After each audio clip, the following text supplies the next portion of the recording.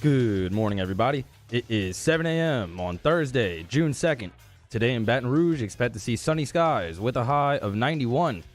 Coming up on OTB, Chef Michael Johnson joins the show in the third hour, and former LSU offensive lineman Joe Barksdale joins us at 9:30 to talk Star Wars. You can follow us on Twitter, Instagram, and TikTok at OTB_ESPN, or you can watch us on YouTube at the 104.5 ESPN channel and subscribe for daily content. Hour number one of Off the Bench, live from the Mercedes-Benz Baton Rouge studio, starts now. Let we go! All-Star Toyota presents Off the Bench with Jacob Hester and T-Bob Hebert. Yeah! Off the Bench with Hester and T-Bob. Hey, P, they said I gotta come off the bench. All-Star Toyota presents Off the Bench with Hester and T-Bob. Yo.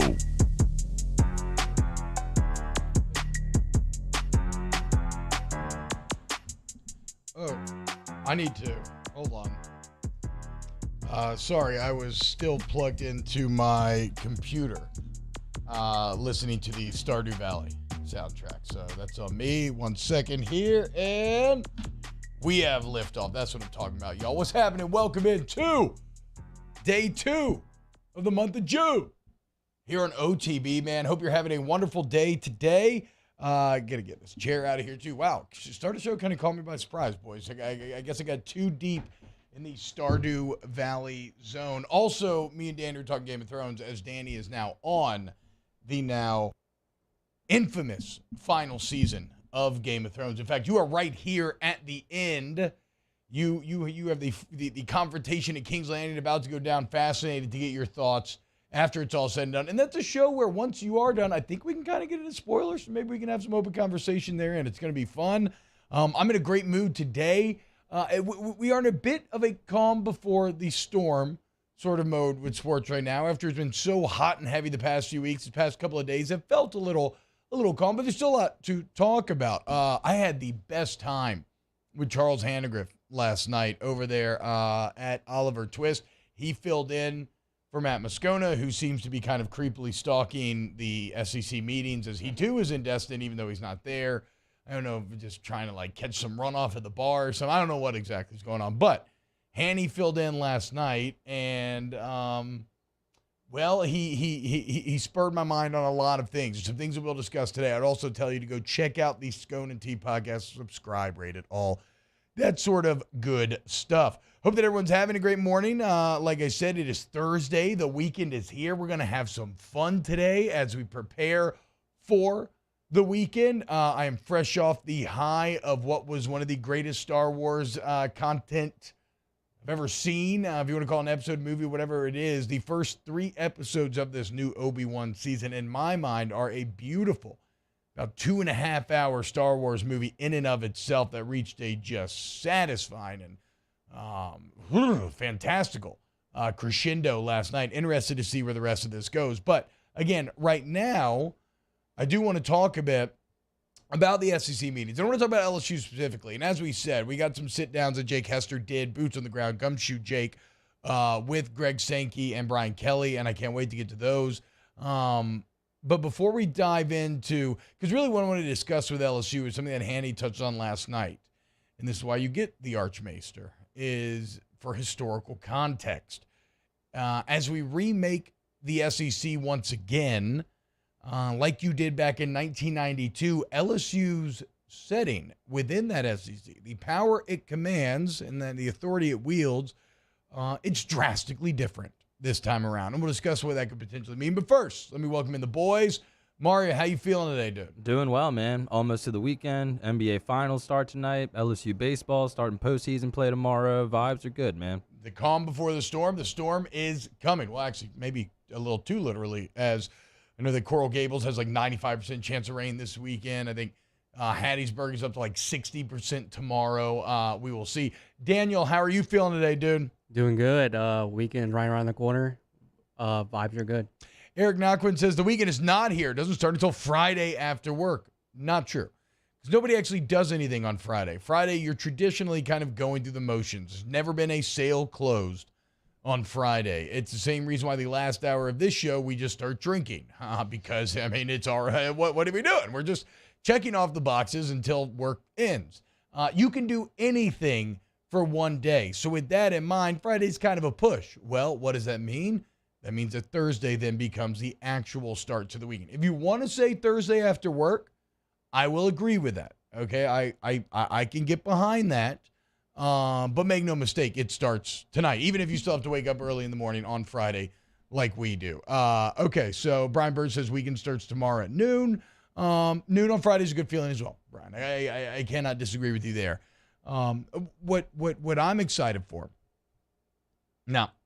I don't have a great transition. Let's dive into what I wanted to talk about though, because when I was talking to Archmaester Hannegriff last night, and we're talking about the SEC meetings and what's going on and how this whole thing will be reshaped, and that is what is fascinating, right? We are watching a literal reimagining of the Southeastern Football Conference. And the last time one of these reimaginings went down was back in 1992, which to many of us does not sound that long ago. I was born in 89. Well, it's 30 years ago now at this point. So for 3 decades, my entire life, essentially, we have known one way of SEC football, and that is 2 divisions where you play everybody in your division. You have one permanent opponent from across the aisle. And, well, even when you added teams, we kept it the same. And so it's gotten a bit long in the tooth, right? Everybody has accepted that. It has flaws in that teams just don't meet up with one another. And there are easy ways to fix those flaws. But what it takes is, again, a recasting, a reimagining of the SEC. And listening to Hanny talk about those 1992 meetings, it really drove home just how different the perception of LSU football was 30 years ago compared to where it is now on the tail end of what you would call the golden era of LSU football. Joe Dean was the AD back in 1992 when things were split up and you were chosen, these permanent opponents were chosen, and Joe Dean didn't have any power. You think LSU wanted to get Steve Spurrier's Florida every year? Curly Hallman's LSU against Steve Spurrier's Florida?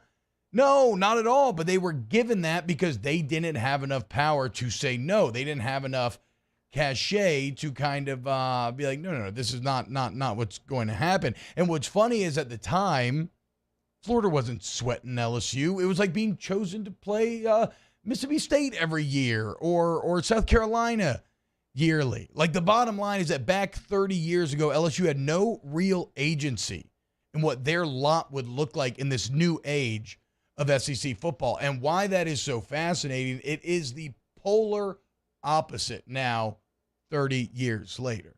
And granted, it took about the year 2000 until this thing really started to take off and you had Nick Saban come and kind of awaken the slumbering beast. But as Hannegriff said on last night's Go to T podcast, by the way, you should listen to the Hannycast as well. This time LSU has a seat at the table, and a real seat at the table.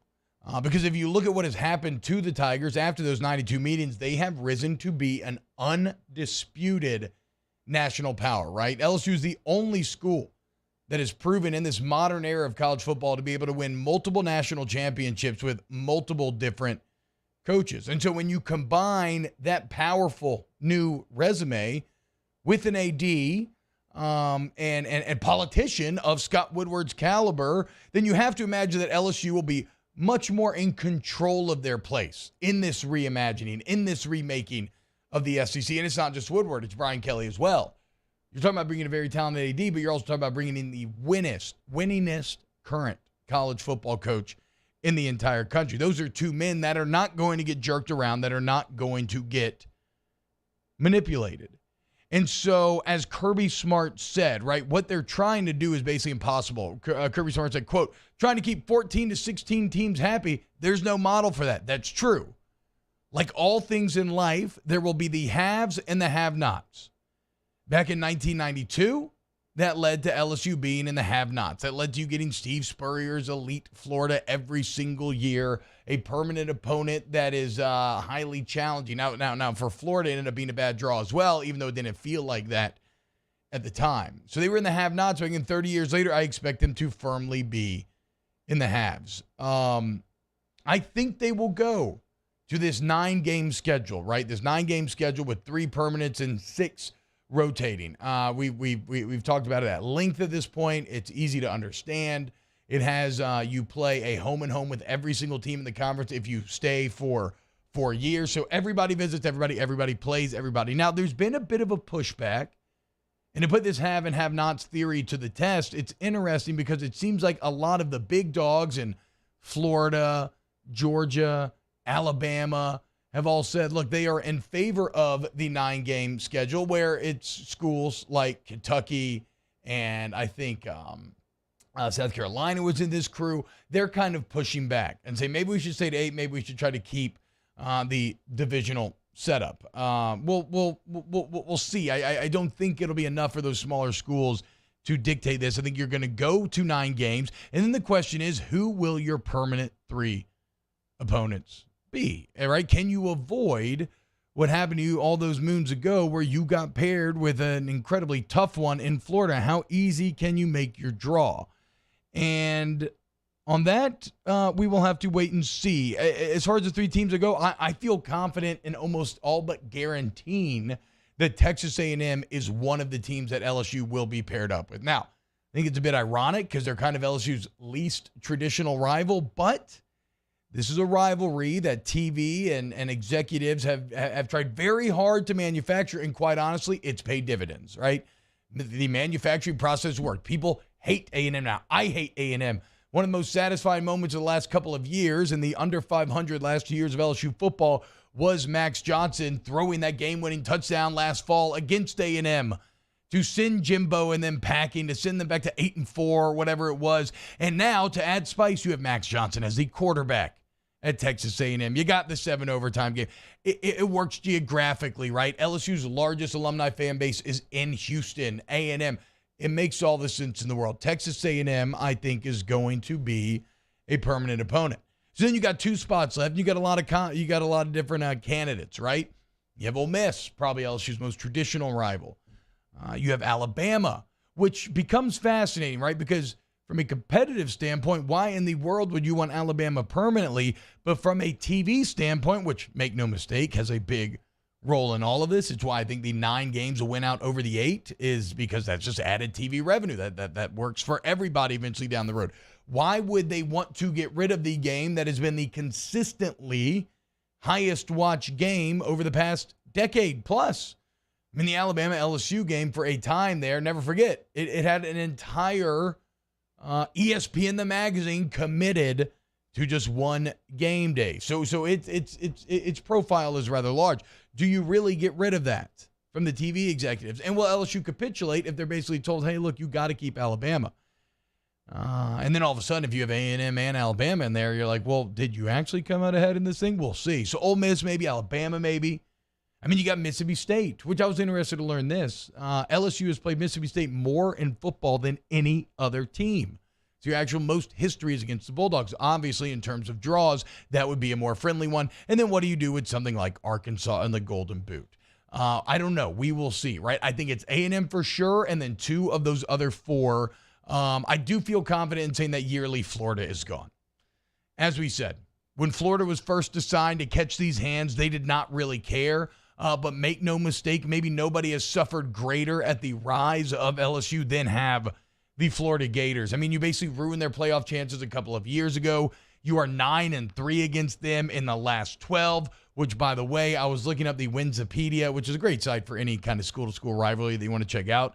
LSU 9-3 in their last 12. Brian Kelly must win this year. If he does, the all-time series will be tied at 33 games apiece, which would have sounded insane to someone coming out of the 90s when Florida was dominating that series yearly. Even in the early 2000s, they continued some of that domination. So Brian Kelly, get it done. Tie this thing up.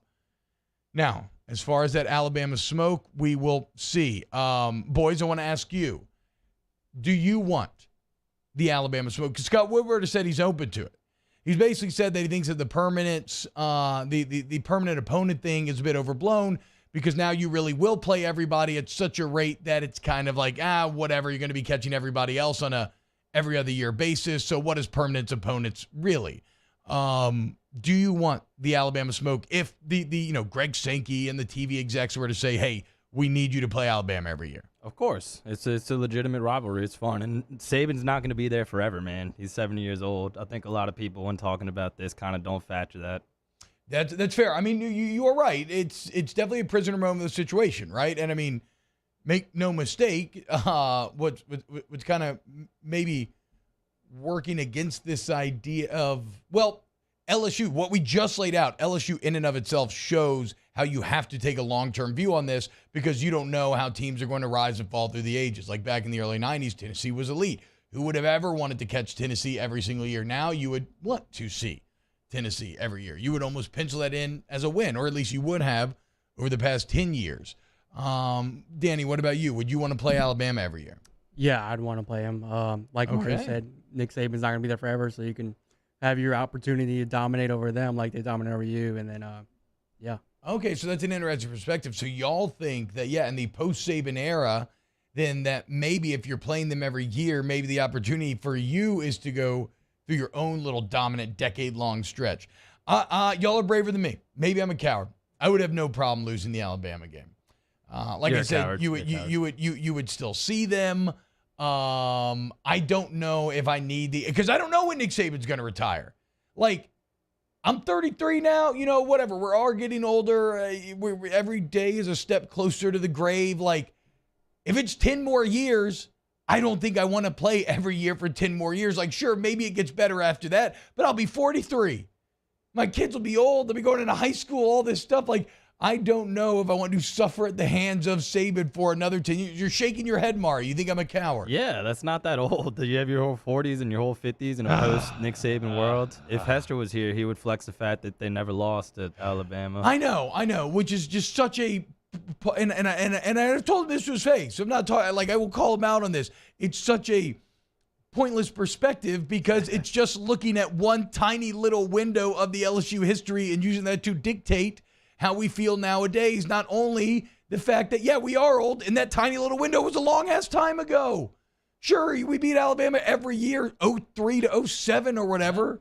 But guess what? You beat them once in the last 10 years now, and you mainly got embarrassed during that time. But that'll potentially be the reality again when he goes. It'll be like when they had Shula and whoever else was in between Bear Bryant and Saban. I mean, for me growing up, LSU kind of had the upper hand in that series, but then Saban showed up, and it changed everything. That being said, I don't think they're going to catch them like they caught Florida. I'm looking at the series right now, and it's 55-26. But no. LSU could put a dent in that once Nick goes. Yeah, maybe so.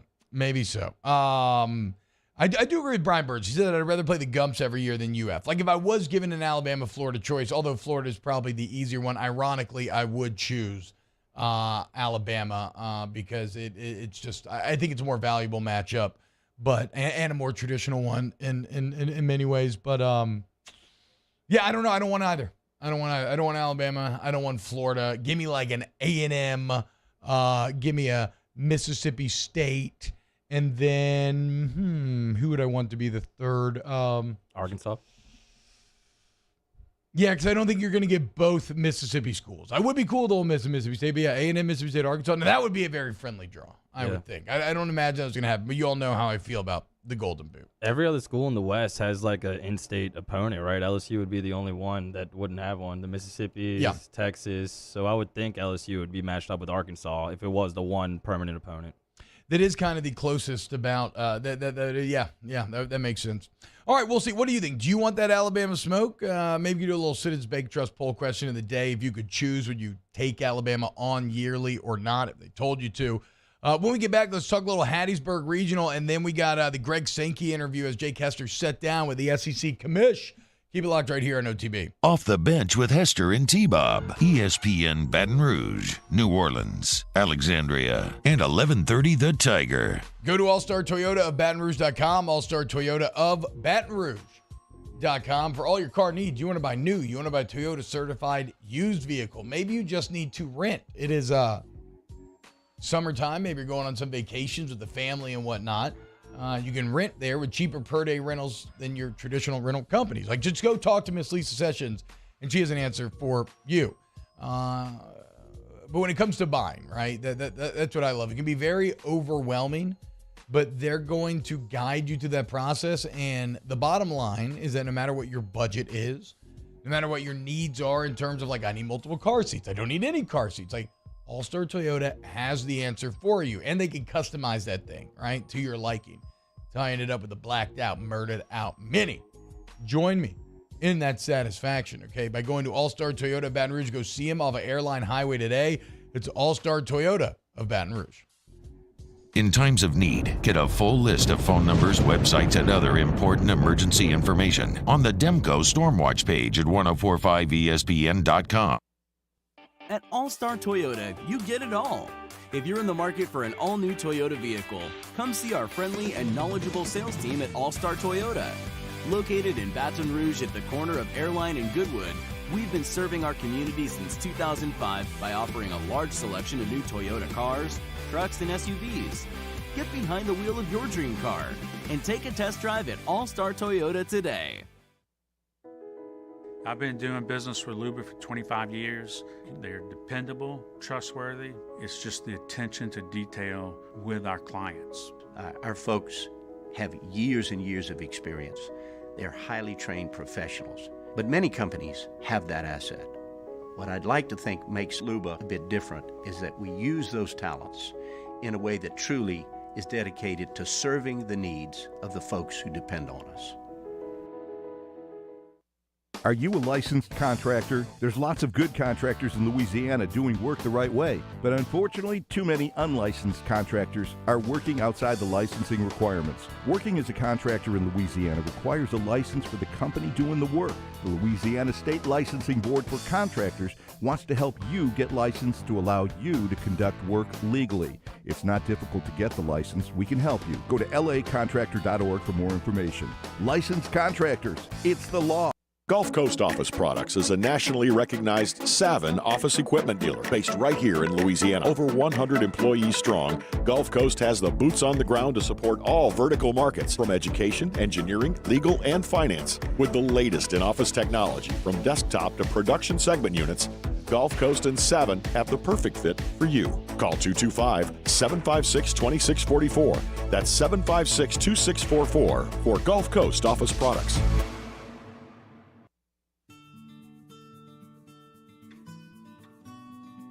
This is a house call. This is a follow-up appointment. This is a diabetes checkup. This isn't just more convenient care, it's more advanced care. This is innovating healthcare at Louisiana's #1 hospital, Ochsner.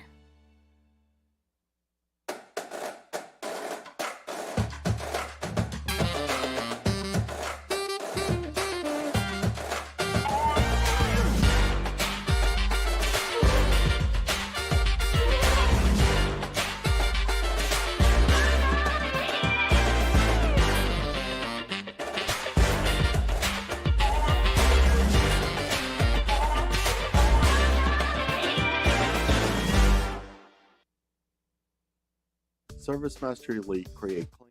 Poor boy raised amid turn-of-the-century New Orleans, Louis Armstrong became one of the most recognizable people on earth. Visit dropbiscuit.com today and check out the trailer to our first original series, Pops, The Louis Armstrong Story, starring Reno Wilson. Subscribe today.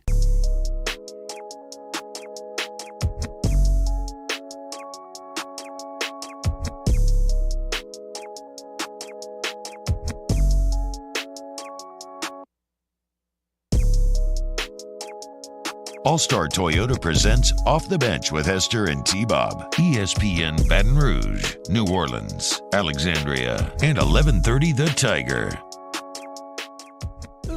Is this that Kodak Black song from the new Kendrick album? This is a funny song. Kodak's part's hilarious. I can't say it, but it's very funny. Welcome back to OTB. Look, if you're watching on YouTube, youtube.com/1045ESPN, hit the like button. Share it with your friends. Help to please the algorithmic gods that we are more and more, beholden to every single day of our lives. Just hit the like button, man. It helps out. Subscribe to the channel. All right. I want to talk a little LSU baseball here, as There's been an interesting development. I'm sure y'all saw this on Early Line, Mara. The lines for these regionals have all been released. And come to find out, according to Las Vegas, well, LSU may not be the host. They are the favorites. They are minus 120 to win this regional. Southern Miss plus 140.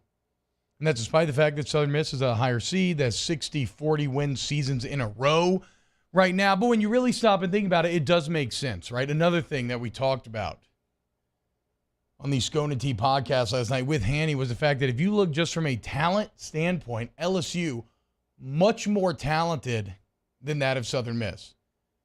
Multiple first-rounders on this LSU team, right? Like if you were to look up the 5 biggest MLB prospects in the Haggardburg Regional, all of them would be on LSU. I think it's maybe 4 of the 5. I can't remember where the 5th is coming from, but you got multiple first rounders. You got Dylan Cruz, who may be the first overall pick. And the bottom line in saying all of this, and why I think it's so fascinating, is that despite going on the road, despite not being the one team, and despite not being very good against quad 1 teams, and we'll get to that, LSU and Jay Johnson now have the burden of expectation. LSU should win this series, right? I mean, LSU's also been very good on the road, so going on the road maybe behooves them. They're 10-5 in conference on the road this year. The major red flag with this and saying that LSU should win this series, and maybe why you have a bit of a pause and a bit of a cause for concern, is that even with all of that talent that we just mentioned, I mean, multiple first-rounders, which is insane, LSU has struggled against the best. They are 10-16 in quad 1 games. If you want to know why, for all the talk of like, you know, this midweek game, that midweek game, whatever it may be, the main reason why LSU did not host and was not as close to hosting as we really thought either. It seems like they're maybe a bit farther away than we thought, but the main reason why is that 10-16 record against quad 1 teams. And so the question is, well, how do you have all that talent? Then how have you struggled against the best teams? And to me, that is where LSU's deficiencies just shine the brightest, right? And it starts with the defense. The bad defense has cost you throughout the year against good teams. And that just makes sense, right? Because what do great teams do? They take advantage of your mistakes. They exploit them. They exacerbate them. They use them to their advantage. And that's what LSU has run into. I think that's also probably where LSU's lack of dominant starting pitching starts to come as bear as well against those best teams. So can LSU overcome that 10-16 record against quad 1 teams? Should they really be the favorite against Southern Miss? And it's interesting because, like all things, we mentioned the weaknesses maybe showing up the most in these bad games. Well, if you're going to win in tournament time, you have to be best where you're best. And so the bats have to show up. And it starts tomorrow night with a Kennesaw State team that, let's be just painfully honest about this, they should get smashed. They have some nice wins. They beat Liberty 3 times. I know Liberty's like 30, I think, in the RPI.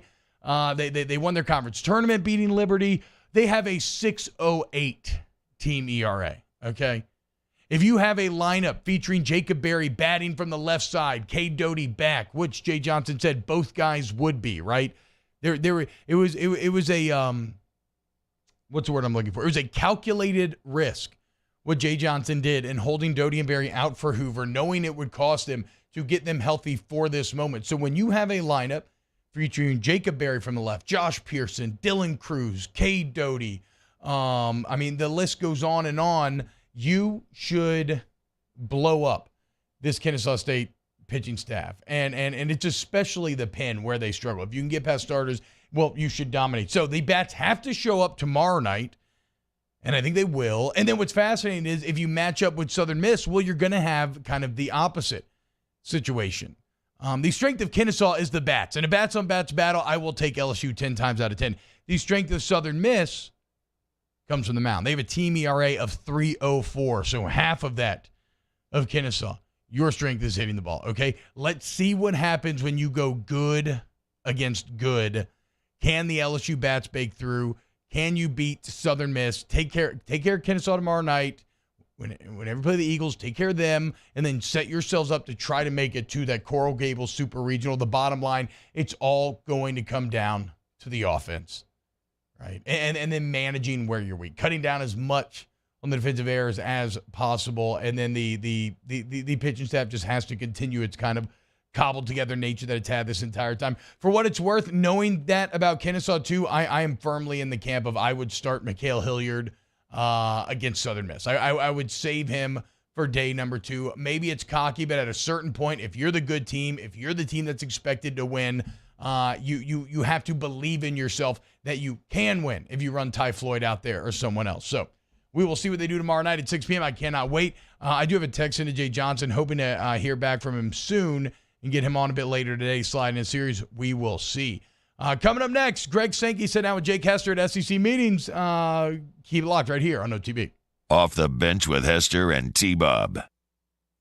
Our listeners fire up their opinions on the jimsfirearms.net hotline at 499-1045. Keep listening for your next chance to shoot us your thoughts with the jimsfirearms.net hotline on 1045 ESPN Baton Rouge. Gulf Coast Office Products is a nationally recognized Savin office equipment dealer based right here in Louisiana. Over 100 employees strong, Gulf Coast has the boots on the ground to support all vertical markets, from education, engineering, legal, and finance. With the latest in office technology, from desktop to production segment units, Gulf Coast and Savin have the perfect fit for you. Call 225-756-2644. That's 756-2644 for Gulf Coast Office Products. Bayou Ford has the new inventory to get you in a new Ford truck or SUV today, or customize your next vehicle just the way you want it. All new Bayou Ford vehicles come with a 1 million mile powertrain warranty. The crew at Bayou Ford is going to do right by you.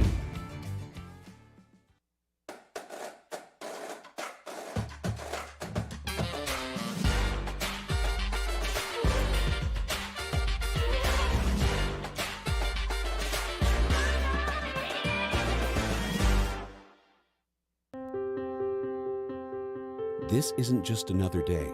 It's so much more. Kelly's life was put on hold when her auctioneer primary care doctor discovered a rare blood disorder. Her doctor connected her to an auctioneer care team of cancer, heart, and kidney specialists. With multiple primary care locations around Baton Rouge, same-day appointments, and online scheduling, we're relentless about keeping you healthy. Auctioneer Baton Rouge, innovating healthcare for Kelly. It's no secret. The best oysters in Baton Rouge are at Jolie Pearl Oyster Bar. Enjoy mouth-watering South Louisiana flavor and oysters from all over the country. And don't forget our nightly drink specials.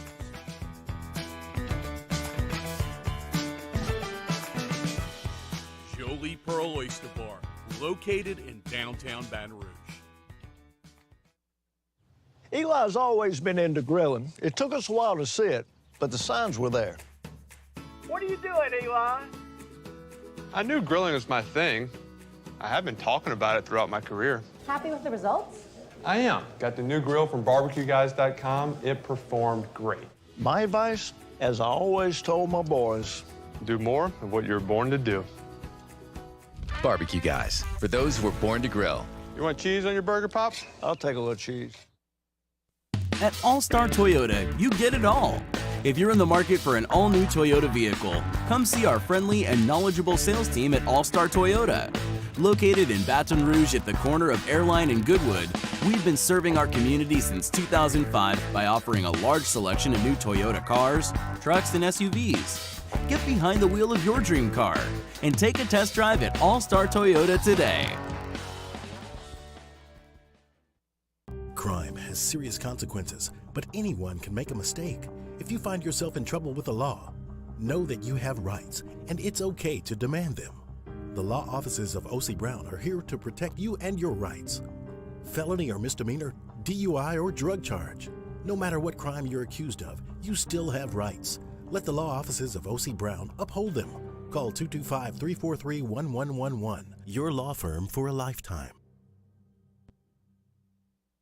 And this year, 2022, it's time to finally treat yourself. Bring your boat to the next level with front-to-back boat service. You want the latest and greatest marine technology? You want to go to the place that has not one, but two NMEA-certified techs. Family-owned and operated by the Sherman family for 30 years, front-to-back is the answer in Baton Rouge for all of your custom boat needs. So head to fronttobackboatservice.com or find them on Facebook. For the Thursday evening edition of Game Time, presented by Bet Rivers at Jolie Pearl Oyster Bar, downtown, facing the brand new library. That's 6 to 8 p.m. Game Time, presented by Bet Rivers, right here on 104.5 ESPN Baton Rouge.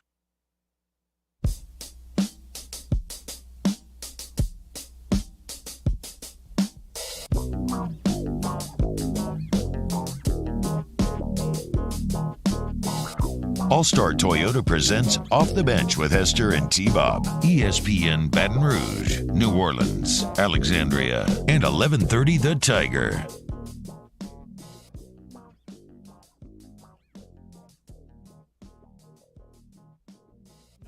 What's happening, y'all? Welcome back to OTB. Look, right now, Jake, boots on the ground in Destin. Talked to Greg Sankey yesterday. This is from Jake Sirius XM Show. Check it out here. Here's Jacob Hester sitting down with Greg Sankey. So many new faces. Sorry, you mentioned like people running around. So many new faces that have never really met each other in person. Coach Staley talked about there's 7 new women's basketball coaches that she's never really had a chance. Now you get a chance to go around the SEC and visit them, but also there's a dynamic of coaches that don't really know each other. We were here in 2019, and we planned to be here in 2020 until we couldn't. And going down the list, there were only 4 coaches in football in our meeting this time who were in that meeting in 2019. So 10 coaches new in their role to Destin. Lane had been here once at Tennessee. Presidents, 8 of 14 were not here in 2019. Our basketball coaches are about the same. Our ADs are actually the most stable group. There were only 4 who hadn't been in Destin had been here, and each of them had some context, either worked previously in the league. And that reinforces the need for culture to be on our conversation and to bring people in, to spend time, to go out and see them. But there's actually a purpose behind what we're doing. You know, I think we go back and look at what we missed in 20 and 21 and everything in our life and have a greater appreciation for that and how we had to adapt to it. Missing these meetings and now being back here, the appreciation from you and also the desire, the need to have these meetings in person, given what we're facing with all the big items in college athletics and what we're dealing with some of the recent dust-ups within the conference, the importance of being back here in person, in your opinion. You know, after all that's happened, I don't think we had a choice but to be in person. And the good news is we've made progress on the COVID front. You know, the reality is I never had Memorial Day. I've not had Memorial Day in my life in like a normal way in well over 20 years because of my old conference in the Southland. We would meet right after, so it's a prep day. So one of the oddities was sitting on my front porch on Memorial Day in 2020. Like, I want to. There's no baseball the day before. In fact, that year, my wife and I on Saturday drove out to the Hoover Met, and like I never knew there's a whole like huge, really nice housing development behind there with a lake. Boats, like when did that happen? Like they're so focused on what we do. So to be here and discuss in person, and you know, we started with the football coaches. I did with David Cutcliffe, who we just brought on board, and 14 football coaches saying, "Hey, we need everybody to participate in problem solving, and we have to turn the page." There's no lecture from me. It's just a challenge to say I need really good ideas because there's not going to be one automatic solution. And in men's basketball and women's basketball, how do we need to think about the recruiting calendar, given that we're in this transformational time? How do we think about the whole year, not just the playing season, but the prep time, the postseason, the out of season, the summer? And I think that's a lot healthier in person because if you had emotions, you kind of get them out and move on. And we didn't have a lot. They were really, in fact, I would argue the parts I was in were some of the best conversations. And this is my 18th. It would have been 20. Destin meeting, but the best conversations that I've been in all of our meetings. I want to mention, you said something about hiring David Cutcliffe, this conduit between you and the football coaches. Where did that come from, and how did you decide on Coach Cutcliffe being the right fit for that job? It's the fault of Dan Leibovitz. So Dan is our associate commissioner for men's basketball. Dan coached at Temple for John Chaney for like 12 years as an assistant, moved up. Then he was a head coach at the University of Hartford in Division I. When that ended, he coached in the NBA as an assistant for a little while. and then was working the American Athletic Conference. But when I interviewed him, I was really impressed with him. I remember vividly. He paid for his own plane ticket. We reimbursed him. But, what I wanted was somebody who'd sat in the bleachers with our coaches, with Dan. Mm-hmm. And what I thought would happen is there'd be this trust and bond that wasn't there like with me, because I coached high school basketball for a year, and it's not the same. I don't know if you realize that. And so our success with what Dan did and brought kind of said, well, I need that for football, because we got a lot of people that work on football, but I don't have anybody that's been on the recruiting trail, that's walked in high schools, who's had to walk in a locker room after a tough defeat or a bad officiating call, who's had to play back-to-back games on the road, all that stuff that you hear about. And I'd been looking for really 3 years. The pandemic disrupted it, and a couple people in mind. I've kept a list on a card by my computer since about last September of people. And then as I made some calls to people who lost jobs, head coaches, pretty recognizable, to figure out, hey, if you're going to take a little bit of a time off, I'd like to know that. And then kind of that settled down, had one path. I talked to Chiswick about it, so he's in another conference, and he just loved working with Chris Doring. He's never going to leave. I wasn't going to let him leave. I was heartbroken when he called me and told me he would do it. Seriously, I think there were tears. Yeah, honestly. and then when David was here, so the Circle of Life, my first meeting here, he was the chair of the football coaches that year at Ole Miss, and so just making some phone calls to people, high level of trust. He's been out on campus watching practice. Nobody's ever invited me to practice. And in fact, I've been told that some of our coaches afterwards say, hey, stay away from practice. Some of our coaches have said to him, hey, break down what we're doing. Are we doing the right stuff? So that's the kind of football respect and mind we added with David. And I mean, to a T, almost every single coach has said they've had some type of conversation or different interaction with Cut that was helped them in one way. It might be a conversation, or it might have been football related or whatnot. When you look at how this week has progressed this week, does it already feel like it's gaining the momentum of one that we'll look back in 15 years from now being that important, or one that just forward the discussions as we're in the kind of this ether of not knowing what's going to happen on a national level? Both. So we won't make all the decisions this week. We'll make some that allow us to kind of clear the deck on some issues we can all agree upon, to work on some of the harder issues. Things like name, image, and likeness. We'll go in depth with our athletics directors and presidents and chancellors at the end of the week to, just say, hey, here's the landscape. What do we do about litigation? How do we think about it? What do we do about legislation, federal, state level? Do we want a conference rule on some of these elements? Do we want to work with others within antitrust law? A lot of commentary on the NCAA, and so I'm not one who just says you leave. And what I've said to presidents is I think we have an obligation to work through the big tent philosophy, so everybody under the same tent. But things have to change, so we'll prompt some thinking there. That doesn't bring us to decisions. It brings us towards decisions, and that's where we need to be. What's that workflow like inside? Is that we're definitely voting on these things, or throughout these conversations, at some point you or someone else says, "Are y'all ready to vote on this?" How does the mechanics of this work? Probably the latter. I've been around it enough. You figure out if people are poised, and if they're not, you can relieve some of the pressure and expectation by saying, you know what, let's take a step back. Let's gather more information. Let's not work on somebody else's timeline. Let's work on our timeline. And then there are other things where you're just trying to prompt thought that may produce, hey, I'd like to move, this action. So you'll have things pop up that are opportunities or action items. Most of our action items, though, you can predict, and we do that on the agenda. Is it like a motion and somebody has to second it, like parliamentary? So we need to bring you back. UTSA education, it's not I motion. I move. Yes, I move. I move, and then someone seconds, then there's discussion, and then there's a I was trying to sound so bad. SEC I went education. parliamentary. We got you covered. Yeah, you got you covered. He got kicked out of UTSA. That is true. St. Mary's. I removed myself. I put myself in the transfer portal back then there wasn't a Yes, transfer it was a portal. huge NIL deal back in the day. No, it was after that disappointing performance at the Southland Conference golf tournament in that course. Here's the deal. I didn't San have the Antonio. proper leadership on the conference level over the Southland. Yeah, back in the day. I don't think that was it. Commish, when you have an agenda that's got this many big ticket items, is this the most like you've ever had to deal with maybe in one spring meetings as far as the things that are really going to mold the future of college football?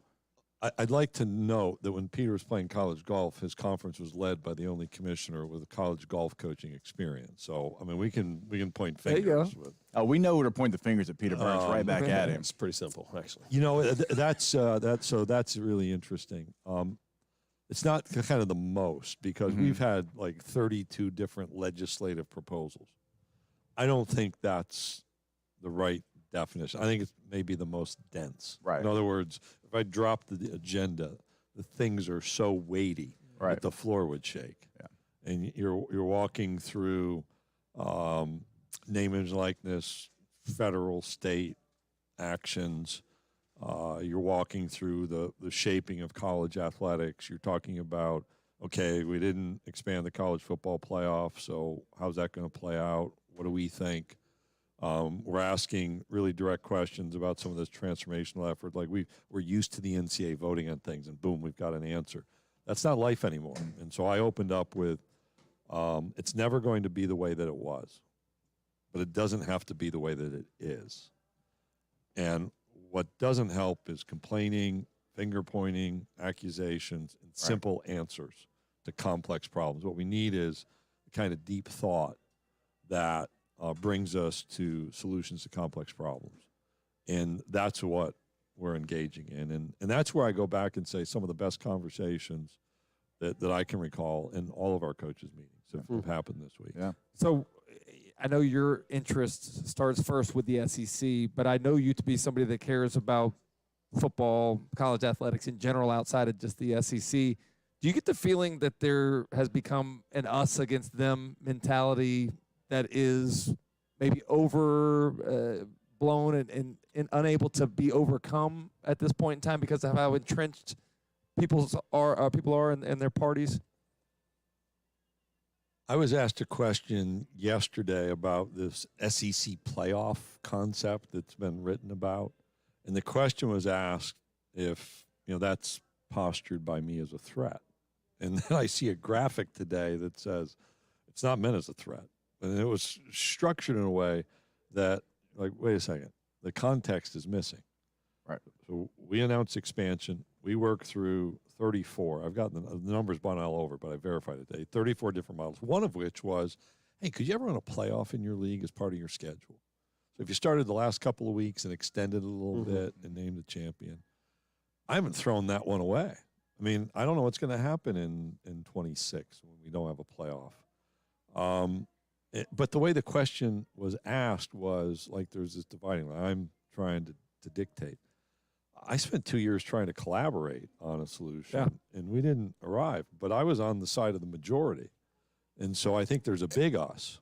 And, how we conclude that, sure, I think people think about us. I mean, it's like I said to Mike Slive one time, we were in a meeting, and he couldn't get something done with colleagues. Like, there's this narrative that everything Mike did, we negotiated, and it was great. That's not the way it went. So I looked at him after the call. I said, we're the Yankees.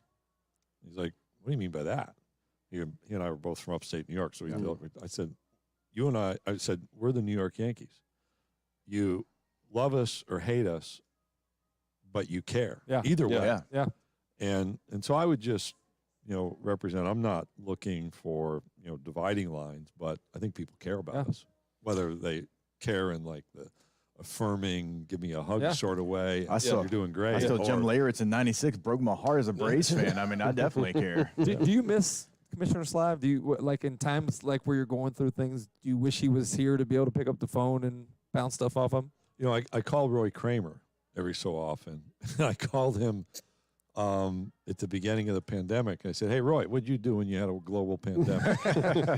And, he had 9/11. And, I would have cherished those conversations. But that's not my reality. And I have thought, like, how would Roy handle something? Because I worked at the Southland Conference. We were kidding around when Roy was a commissioner, and, like, he was a giant to me at the time. And to be in the same room with him in the early 90s as I was subbing for a meeting of a conference of the representing the Southland Conference of all commissioners was like, holy smoke, you realize who's in the room. And then when I came to visit and was in his office with him, like, man, this is the SEC commissioner's office. And that was 98.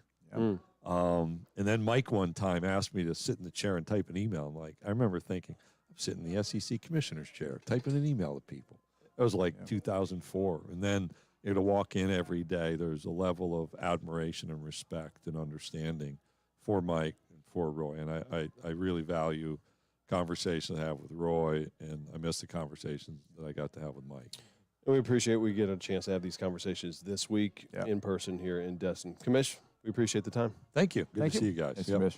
Off the Bench with Hester and T-Bob. Go to GEAUXroof.com, GEAUXroof.com, 927-8300, 927-8300. You're going to get a beautiful new roof every single time when you work with Go Roof. And there's a reason why they spell it GEAUX, and that is because they're from Louisiana, man. They're from the community, and they care about the community, and all they care about is making sure the community's roofing needs are taken care of. That's why they offer a free professional estimate, so not going to cost you anything up front. Right? You just call them up. Very easy to set up a time. They come out there. They give you that free professional estimate. And then you make the fully informed decision about what to do next. No dispatch fee. None of that BS. So if it's a big job, go to your insurance company, get approved, you're good to go. Insurance does not approve it, but it's still something that needs to be done. Well, check it out, man. They can work with you to find monthly payment options that work. Okay? Again, they are just trying to take care of the community's roofing needs.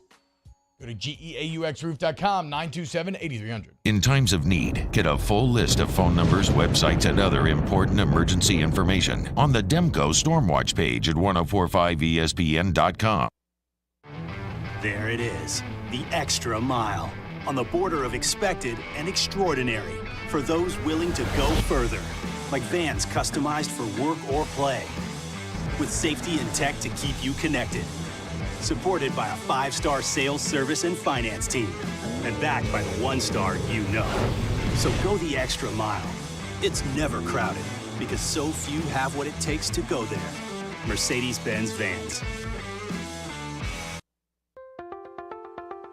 If you're in an accident, a car accident, a slip and fall where you're injured, you need to call an attorney. The defendant insurance company, it's their goal to close the case as quickly as possible and pay out the least amount of money as possible.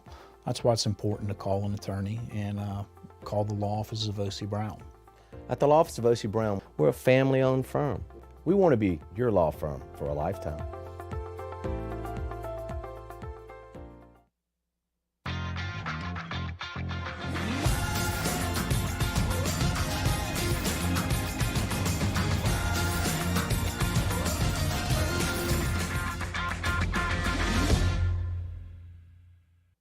Bayou Chrysler Dodge Jeep Ram has $5,000 off the new 2022 Wagoneer.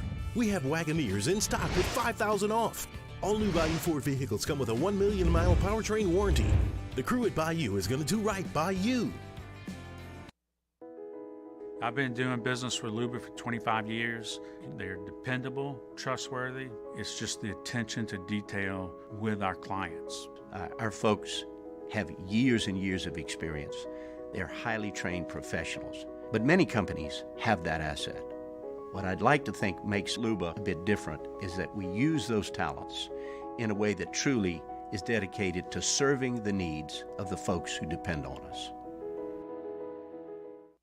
Are you a licensed contractor? There's lots of good contractors in Louisiana doing work the right way, but unfortunately, too many unlicensed contractors are working outside the licensing requirements. Working as a contractor in Louisiana requires a license for the company doing the work. The Louisiana State Licensing Board for Contractors wants to help you get licensed to allow you to conduct work legally. It's not difficult to get the license. We can help you. Go to lacontractor.org for more information. Licensed contractors, it's the law. Gulf Coast Office Products is a nationally recognized Savin office equipment dealer based right here in Louisiana. Over 100 employees strong, Gulf Coast has the boots on the ground to support all vertical markets, from education, engineering, legal, and finance. With the latest in office technology, from desktop to production segment units, Gulf Coast and Savin have the perfect fit for you. Call 225-756-2644. That's 756-2644 for Gulf Coast. For a Thursday edition of Hunt and Hill, I'll be out, but Jeremy is holding it down with Mario. They'll get you ready for LSU Regional Baseball. Hunt and Hill, noon to 2 weekdays on 104.5 ESPN, Baton Rouge. All-Star Toyota presents Off the Bench with Hester and T-Bob. ESPN Baton Rouge, New Orleans, Alexandria, and 1130 The Tiger.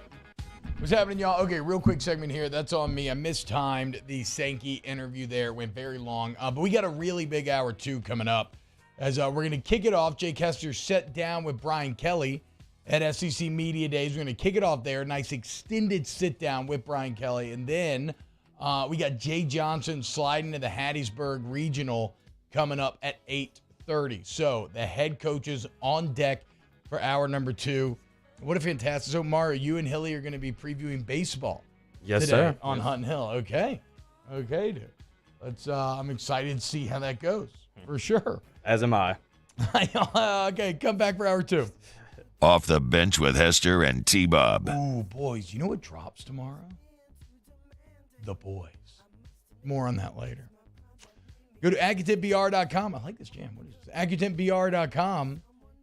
Service to the highest degree for all your AC, heating, or electrical needs. Accutemp is there for you. The reviews online are just absolutely insane. We're talking 4.9 Google review ratings with thousands of reviews. That is near impossible to do. And the only way you can do that is your customers are truly, legitimately satisfied with the service. Again, it's embarrassing. Oh, okay, I know the song. I don't know why I felt different.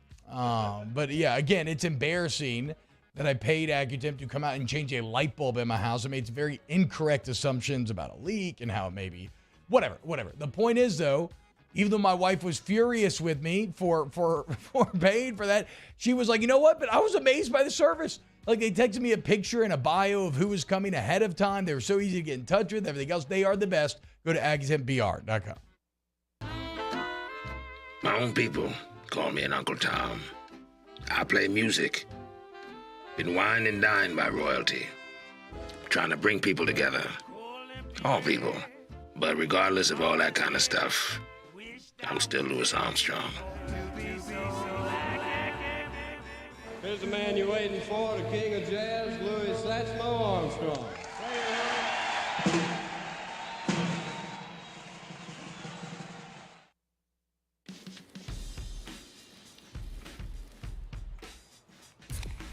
Light beer shouldn't taste like water. Miller Lite has more taste and only 96 calories. It's Miller time. Bayou Ford has the new inventory to get you in a new Ford truck or SUV today. Or customize your next vehicle just the way you want it. All new Bayou Ford vehicles come with a 1 million mile powertrain warranty. The crew at Bayou Ford is going to do right by you.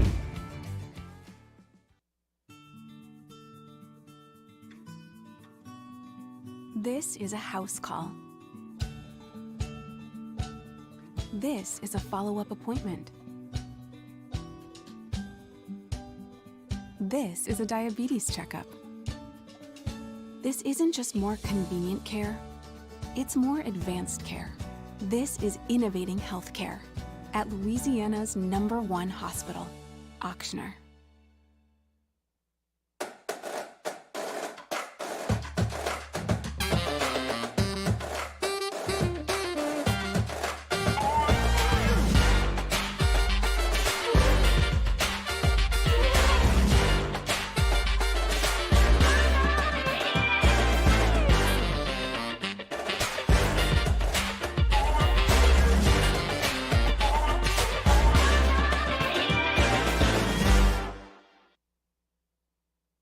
ServiceMaster Elite create clean, disinfected work environments. As a local business, we take pride in serving the New Orleans and Baton Rouge areas.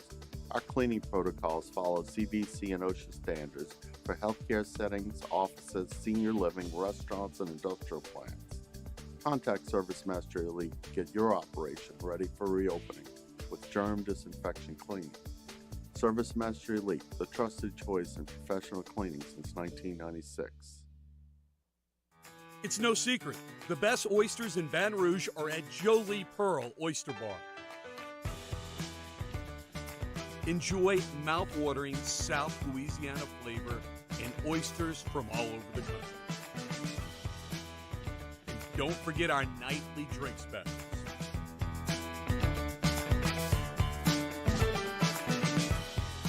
Jolie Pearl Oyster Bar, located in downtown Baton Rouge.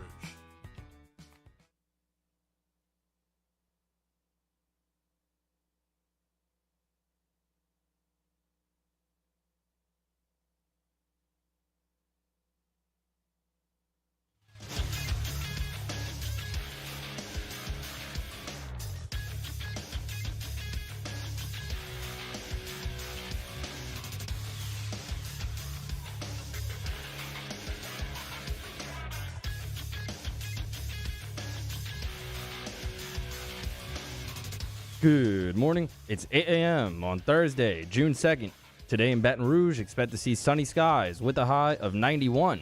If you missed Hour 1, you can now catch that up at the on-demand section at 1045ESPN.com. Coming up on OTB, Chef Michael Johnson joins the show at 9 a.m. for some munchies, and former LSU O-lineman Joe Barksdale joins the show at 9:30 to talk Star Wars. You can follow us on Twitter, Instagram, and TikTok at OTB_ESPN, or you can watch us on YouTube at the 1045 ESPN channel and subscribe for daily content. Hour number 2 of Off the Bench, live from the Mercedes-Benz of Baton Rouge studio, starts now. All-Star Toyota presents Off the Bench with Jacob Hester and T-Bob Hebert. Yeah! Off the Bench with Hester and T-Bob. Hey, they said I gotta come off the bench. All-Star Toyota presents Off the Bench with Hester and T-Bob. Yo, yo, yo. Yo, what's happening, y'all? Look, check it out. Welcome back to hour number 2 of OTB. If you are watching on YouTube, hit the like button, youtube.com/1045ESPN. Subscribe to the 1045 channel. Subscribe to the Off the Bench channel. And also, remember, I have it pinned on my Twitter. We now have dedicated OTB, Apple, and Spotify feeds. Finally, no more digging through the entire station's feed to try to find the show. Go ahead and check that out. Mario left off Jay Johnson right there. We got him coming up live at 8:30. But first, let's kick it off with the new head man of LSU football. He sat down for about 18 minutes with Jake Hester at the SEC meetings. This is courtesy of SiriusXM. Here it is. When was the last time you had a conference meeting you went to? The Big East, when I was in Cincinnati. They were in Newport, Rhode Island. So this is a little bit different. Equally as much fun, I assume, as all spring meetings are, right? You know, it's interesting. I was kind of thinking about what was unique about the Big East meetings. And my first meeting in the Big East, you know, you expect a lot of media like we have here today. Mm-hmm. Nobody from the Cincinnati area came to the media day. It kind of gave me my first sense of what we had in store for Cincinnati football. So I kind of shot my mouth off a little bit and challenged the Cincinnati media, which I don't have to do here. You want to try to keep your mouth shut, you know, when you're here, because there's a lot of microphones around. I was going to ask you about that, the dynamic of being in that room with so many accomplished coaches and the resumes that everybody has. What was that like for you so far this week? Yeah, I mean, you know, I know a lot of them, obviously. Yeah. You know, after being in this business for 30-something years, you've always come in contact with coaches. You know, Nick, for example, was at Toledo when I was at Central Michigan. He went to Michigan State, and I was at Central. So we go back, and so we know each other, you know, so well. So I just have a lot of respect for all of them. And, you know, nobody tries to dominate the room, right? I know, you know, Jimbo is really the acting chairman, but Yeah, we saw the seating chart that got everybody all fired up, thinking that he was surrounded by security at some point. We're like, that's not how this thing works. The thing is, he doesn't even have a gavel. You know what I mean? You know, because I think they're worried about him, you know, throwing at somebody. But I think it's just a matter of coaches that you know, have a lot of respect for each other, and they're all, as you mentioned, extremely accomplished. And I just think there's a level of you know, decorum when you have a lot of coaches that have been in the business for this long. And we actually, I will say this, quite surprised, we got a lot of work done. And not that I didn't think we were going to come here and not get anything done, but sometimes when you have a lot of strong personalities in one room, it's hard to get things done. So I thought it went well. And also, Coach, so many things on the agenda, too. I mean, there's so many things. Normally you come in and we were talking about it, there's 1 or 2 things maybe, but there might be 9 things on the agenda this year. So you got 14 coaches, you got these 9 things on the agenda that you're trying to talk through. Yeah, no doubt. And look, I mean, there's some things that, we have to be collaborative with. And when I say collaborative, I mean, we have to come out with a message as a group of coaches. And, and the SEC should do that. I mean, we should be that group that kind of sets the tone, whether it be name, image, and likeness, or it be the transfer portal. And scheduling obviously is important too, because we're bringing in Oklahoma and we're bringing in Texas, and that has implications too. So I think what we decided was that whatever comes out of these meetings, we have to be collaborative, and we got to be uniform in terms of what we say and how we say it. And I think that was really important in what we crafted. It's funny. I was talking to Scott Strickland up there, and he was getting ready to meet with the media, and he's like, "Listen, I don't know how much we're going to be able to get into this week, because it's not just an SEC issue. It's not just a college football issue. It's antitrust issues. There's all types of things." So I started thinking about, I'm not quite sure any of that stuff gets done. So the more important thing, this guy's getting ready to go on vacation. I want Brian Kelly, the trip advisor, travel agent. When I put this guy on vacation, where does he go? Where would you? The question becomes: are you staying in the States, or do you want to go abroad? Well, we can go abroad after being kind of cut off from that the last couple of years. I got a Wimbledon trip coming up. I'm actually going over to Wimbledon, so I'm going to go Barcelona and go to London. But on top of that, usually I'm a Bahamas guy. But any other suggestions? How can you go wrong with the Caribbean? I think, maybe you look at an island in the Caribbean right now. Yeah. I mean, that's pretty good. Do you know when you have time off, do you plan any of that, or is it your wife that kind of sets up whatever the travel plans are going to be? I'm much more of the planner. Are you? Yeah. She likes to go, and we go to Europe, quite frankly. And, there's it's easier to blend in. It's hard to kind of. I'd be very popular on this beach right now, or unpopopular for one some or people. the I was other. going to say, trust me. Yeah, it just means more here, not always on the best part of it as well too. So I've loved Europe, but in particular Italy. Just very service oriented. Great location. So are you a Florence or Capri, Amalfi? Everywhere. I've been Amalfi, Capri. I got engaged in Capri, so it was. Incredible. As they say it, Capri. Capri, well, yes. Well, and the limoncello and stuff like that. It's beautiful. So, unreal.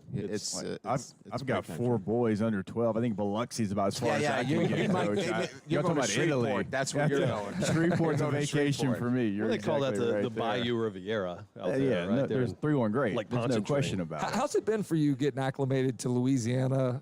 It's fan base. I love it. I mean, first of all, I'm originally from Massachusetts, so I've been on the water. I had a Boston whaler when I was 16 years old. So growing up on the water, seafood, all those things. I grew up in politics, right? And we all know politics is local, right? Whether you're Boston or Chicago, Louisiana has its same feel, right? So this is a lot more comfortable for me in terms of what I'm used to, South Bend can be a bit conforming, right? I found traffic again in Baton Rouge. A lot of it. There's a lot of traffic. I guess anytime there's a bridge and a river, you're going to get traffic, right? Yeah. So it's been fun. It's been enjoyable. I got to ask you about the Boston Whaler. So, I've played in front of 100,000 before. No problem catching passes in that type of situation. But nothing more stressful than the first tee with people, 4 people standing around you and the next group behind you is stressful, but also trying to dock a boat. Which one's more stressful for you, the first tee or trying to dock a boat in front of people? Well, certainly when you first get out on a boat, it's getting it in the water, right? That's always out of the water. Yeah. It's in and out of the water. And then docking in windy conditions, especially when you're trying to go and you got the family and you're going to have lunch. Yeah. You got to take some medication to make that work. There's no doubt. Are you a golfer? I do. I like to golf. I have this pesky day job that gets in the way. Listen, but I do. Fans are fine if you can take it. I mean, that always works out for the coaches that play a lot of golf, right? Yeah, and if you get a hole in one or get something like that, you can't let that out because then they're like, well, the guy's getting a hole in one. They're going to stink. How much is he playing? It's going to be awful. So I do like to play that. How many hole in ones do you have? Zero. Zero. Okay. And if I had one, I wouldn't tell you. I was That's exactly what I just told you. What did I tell you, Peter? Because I played college golf, and I'm like, and I still am chasing my first one. My dad just had one after 50 years. Diehard LSU fan. He had one, so I was happy for him. Yeah. And then Nate Oates, the Alabama basketball coach, who has the most god-awful golf swing I've ever seen in my life. I like hole-in-one on like the second round. I think it's you. It is. It's always a me issue. That's okay. Coach, speaking of vacations and docking boats and all, when you get a chance to do that now, because the schedule's changed. Yeah, it has changed. May has become, a very busy month, obviously, in recruiting, and now June is, official visits and camps. I never looked at things like the number of official visits. I don't know that I ever used up 56 visits. Right. We're going to use 21 of our 56 in the month of June. And so when you start counting all the visits, because, the transfer portal now is part of that as well. So, June is so busy now when it comes to all of those things that you have to be so calculating in terms of everything you do. And then, you got about 2.5, 3 weeks off in July, and then it's go time. So May has changed, June's changed, and it really gets you thinking a little bit about what you want to do in the fall with recruiting, because, you used to go out and maybe see some of the high school games. I'm not even sure I want to send the staff out quite as much. And it's good to be an ambassador for LSU. Right. Is that because of a burnout situation? Yeah, okay. I'm a little worried about that, right? And because we're out so constantly. Well, we just had Matt Luke, who used to be the Ole Miss coach and then stepped away from Georgia, and I ran into him at Augusta, and he was just like, I've never felt so free. Yeah. And Shane Beamer talks about that, how important it was for his staff in that first year. It's like, guys, he's almost recruiting coaches now because they're like, I can still get into coaching and what I want to do. I'm at a good spot. I'm in the SEC, but I'm not being burnt out right now. And that's happened a lot. We have to be careful with it. And I'm cognizant of, even each weekend in June, not only will we have camps during the week, but the official visits on the weekend. And so really, where is that balance? And so I think it's important when you have a healthy environment, you've got to try to find some balance. And so I'm even looking at our calendar moving forward in terms of what does that look like. And for us, a big issue was, this transfer portal and being able to close it down. So it's not free agency the way it was this year. This way, it was just crazy this year. It was wide open all the time. There were thousands of people in the portal. And you think of in the NFL, there's probably, 60, 70 free agents? Yeah. There were thousands of free agents. So free agents like me and Doring, we're way down the list. We're like 4 or 5 weeks down the list. We're not the first week free agents. It still becomes, managing the calendar and the schedule and how you can put this all together, because, you want your staff to be energized when you get into the season. But it seemed like a lot of coaches were in favor of the early signing period when they put that into motion, 4 or 5 years ago. But what it's done is sliding everything up sooner. You talk about the months that used to have some time off, and June and July don't exist much anymore. Is there a push now to kind of go back to the old timeline? I think what we have to do is make, May has to be I think more dedicated to contact than it does just evaluations. So look, most of the time they're on the road anyway, and they're getting bumps. They really need to contact. And if they can contact the recruits in May, then your evaluation period is going to be so much deeper that kids can make decisions. And you can close it all down and get the early signing period taken care of. And I think we're in a good place. But so we got to make some tweaks. But if it hits that way, what's better for the LSU program as the head coach? Is it to take a guy in the transfer portal that has been and had some success on a Power 5 level, or at least college football, or a flyer on a 17, 18-year-old kid? How do you balance that now that it's truly an option? Don't the new rules kind of change that for you, Coach? Having the ability to get to 85, so you can be more flexible with who you bring in? Well, I will say this. I think first and foremost, you build a staff that does a great job in recognizing talent, and that talent could be transfers, and that talent obviously is going to be in freshmen. I think you build your program with player development, and that is with freshmen. So to answer the question first, I think it has to be through freshmen and player development, and then you top the tank off, so to speak, through fill the gaps, yeah. the transfer portal. Especially in, we didn't in do, LSU, how you've got so much talent in the state of Louisiana. Absolutely. Well. Now, we didn't do it that way. We had to backfill because we had 36 scholarships players, and we had to go back in and backfill. Hester was seeing if he had scholarship through the transfer portal. That's not the appropriate way for the long haul. We had to do what we needed to do in the present situation, but moving forward, we will build it through freshmen, and then where we have some specific needs, certainly we're going to use the transfer portal. And you don't have to hold those scholarships. We were talking about, like, I was 795th in the country coming out. I was a 2-star guy. I probably don't get a chance to maybe play at an LSU if you had to hold those scholarships. You don't get an opportunity, Coach, to take a flyer on a guy that you really like. Maybe other people just misevaluated. Yeah, and I think that's important, too. Now, we're going away from initials, so we don't have initials anymore, where you were capped at 25. Right. With no initials, you can now kind of build your roster and say, look, don't worry about the initials. Here's a guy that I believe is going to be important to our locker room, and he's going to develop. Let's take him, because he's going to make our football team better. Anything else you're passionate about as it relates to college football or athletics in general here within the college ranks that you'd like to see changed or adjusted? Well, I think the name, image, and likeness obviously is probably the most important thing. We're and I talked about this yesterday a little bit, is I like the name, image, that name, image, and likeness theory and concept, and I believe the players should have the opportunity that if you put their name up there or if you put their image up there, they should benefit from that. Yeah. But it's gotten to a point where, are they amateurs or are they professionals? I mean, it's getting to that point, and I think we just have to tap the brakes a little bit and continue to educate, show them what a contract looks like, the obligations of a contract.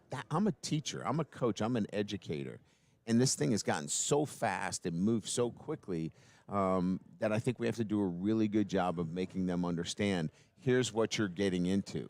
And it's not pay for play. That's not the intent here.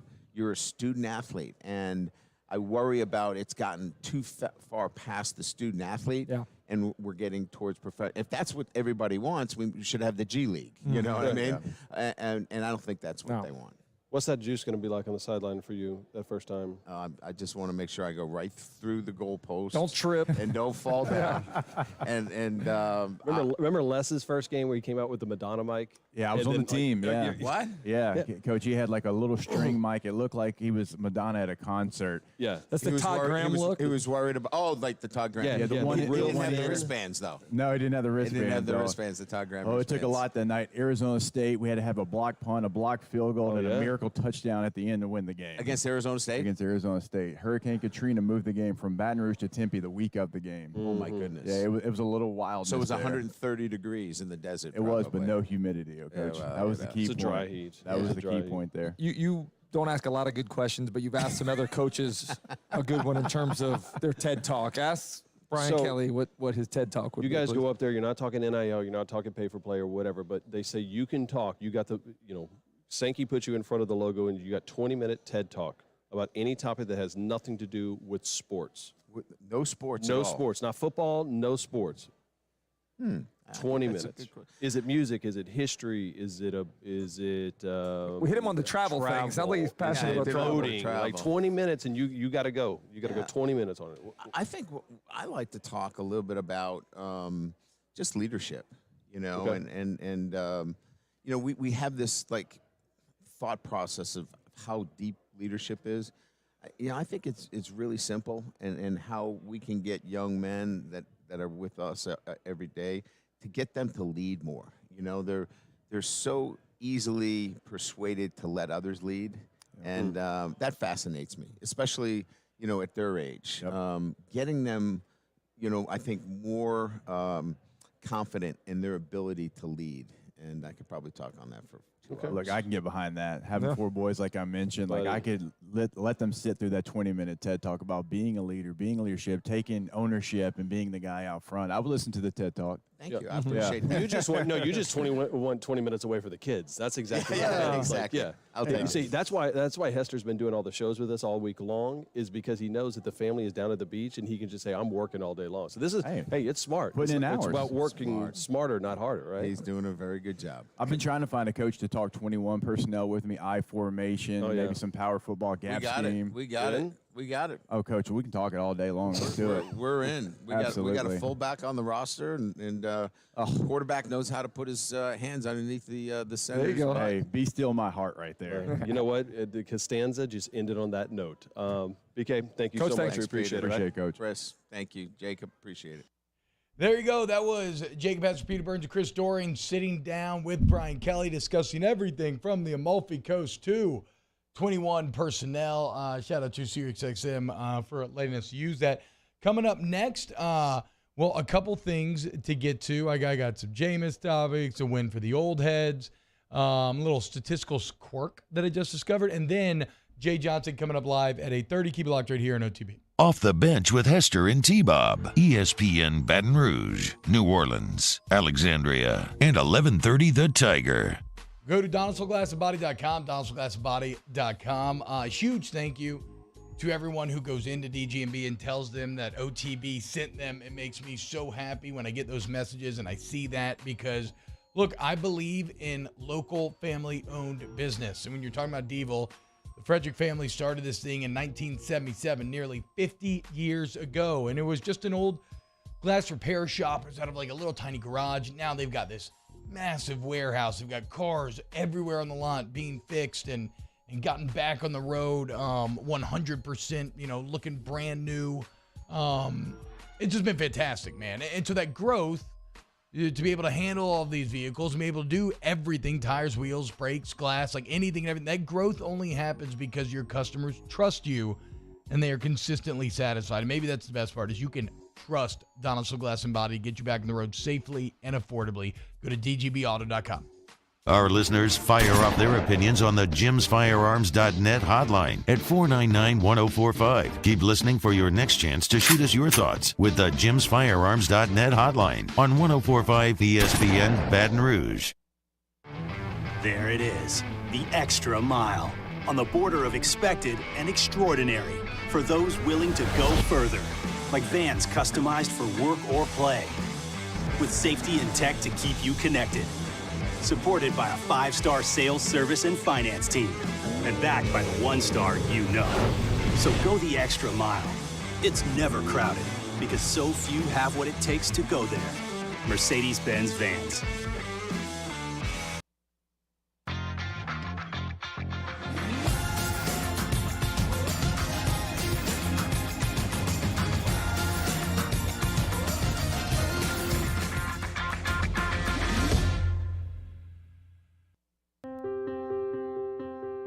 This isn't just another day, it's so much more.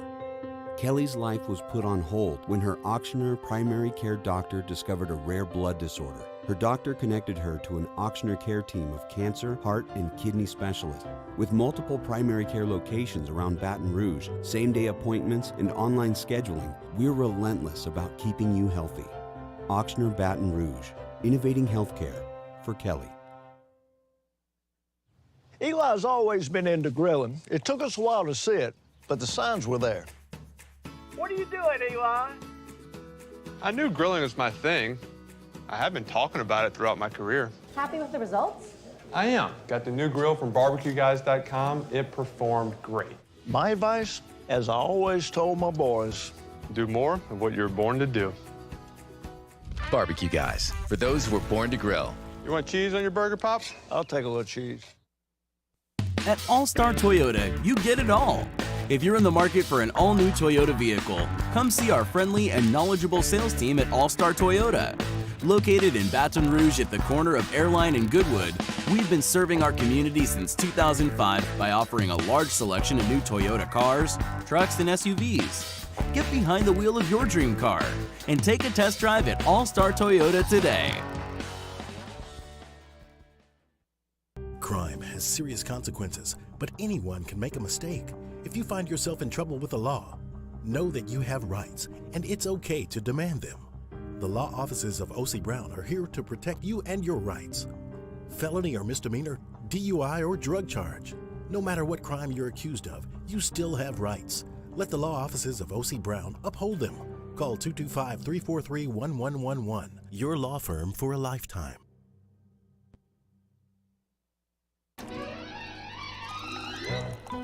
Le posso offrire un caffè? Le posso offrire un caffè? Andiamo insieme da me, non c'è. Call Mr. Electric today for electrical. 5 ESPN and Guarantee Media bring you Drop Biscuit Studios. It's a southern home for storytellers. Visit dropbiscuit.com today and check out the trailer to our first original series, Pops, the Louis Armstrong story, starring Reno Wilson. Subscribe today.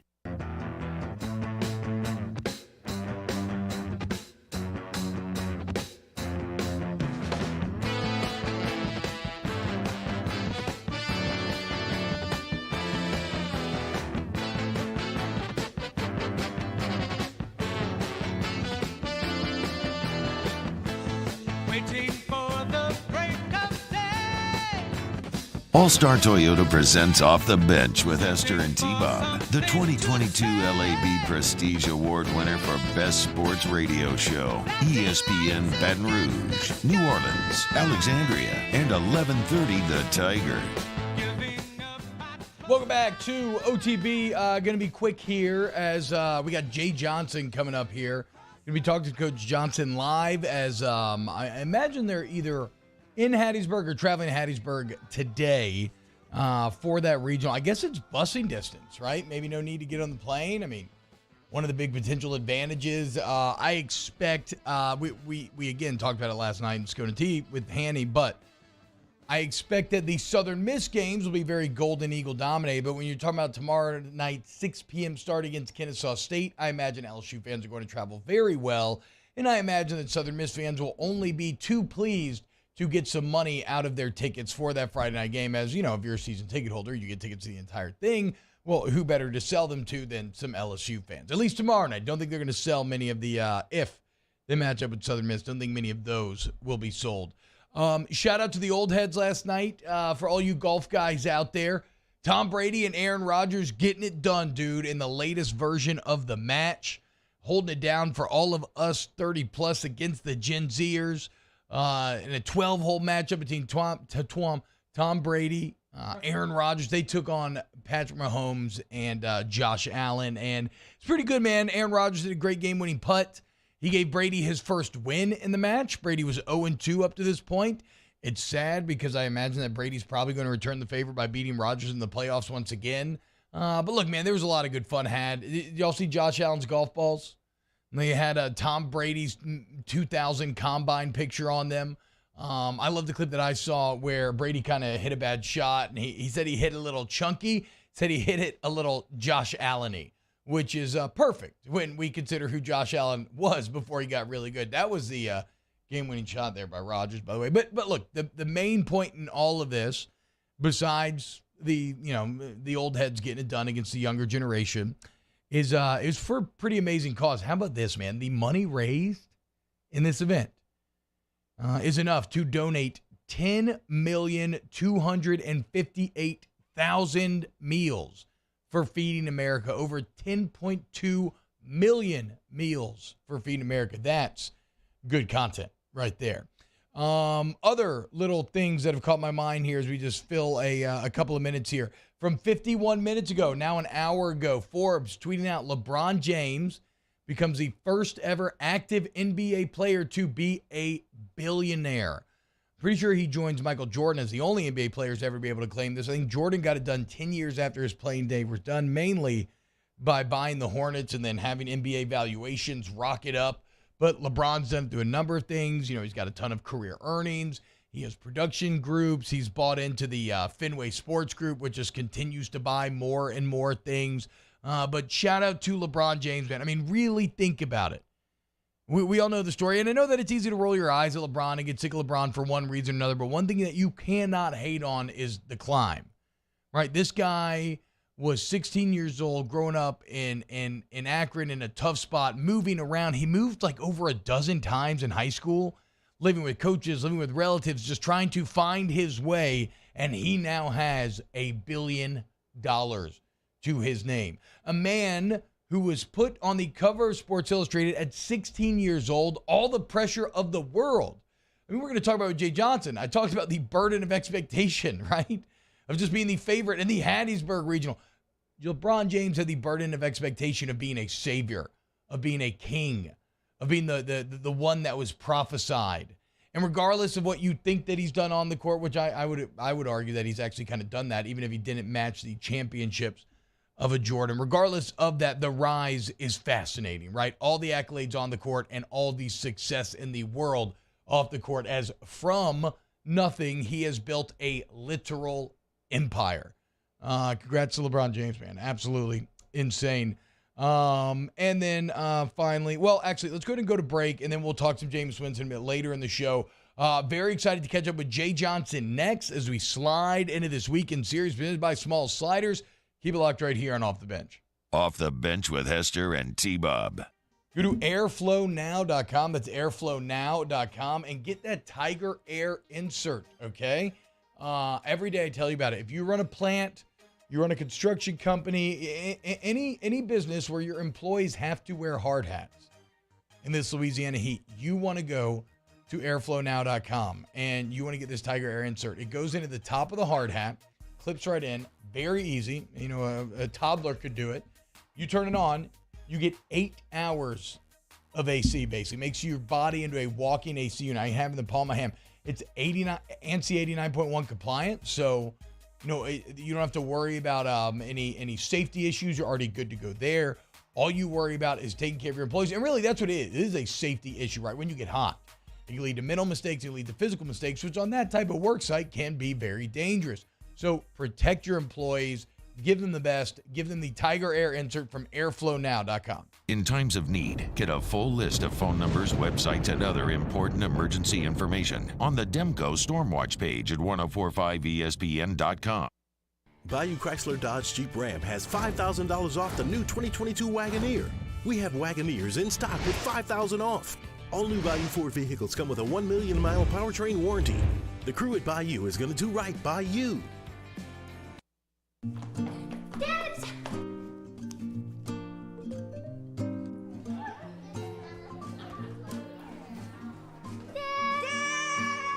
Kids have staked out their place at Ochsner Medical Complex The Grove, where more than 30 pediatricians and pediatric specialists are all conveniently located under one roof, so you can spend less time driving and more time keeping your kids well. Yes! It's no wonder kids call dibs at The Grove. Ochsner Health Center for Children. And this year, 2022, it's time to finally treat yourself. Bring your boat to the next level with front-to-back boat service. You want the latest and greatest marine technology? You want to go to the place that has not one, but 2 NMEA-certified techs. Family-owned and operated by the Sherman family for 30 years, front-to-back is the answer in Baton Rouge for all of your custom boat needs. So head to fronttobackboatservice.com or find them on Facebook, Front to Back Boat Service.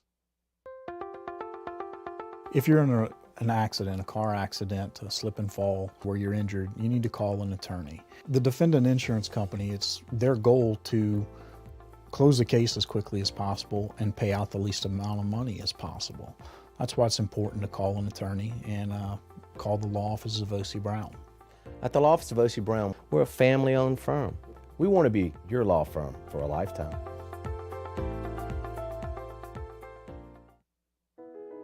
I've been doing business with Luba for 25 years. They're dependable, trustworthy. It's just the attention to detail with our clients. Our folks have years and years of experience. They're highly trained professionals, but many companies have that asset. What I'd like to think makes Luba a bit different is that we use those talents in a way that truly is dedicated to serving the needs of the folks who depend on us. Are you a licensed contractor? There's lots of good contractors in Louisiana doing work the right way, but unfortunately, too many unlicensed contractors are working outside the licensing requirements. Working as a contractor in Louisiana requires a license for the company doing the work. The Louisiana State Licensing Board for Contractors wants to help you get licensed to allow you to conduct work legally. It's not difficult to get the license. We can help you. Go to lacontractor.org for more information. Licensed contractors, it's the law.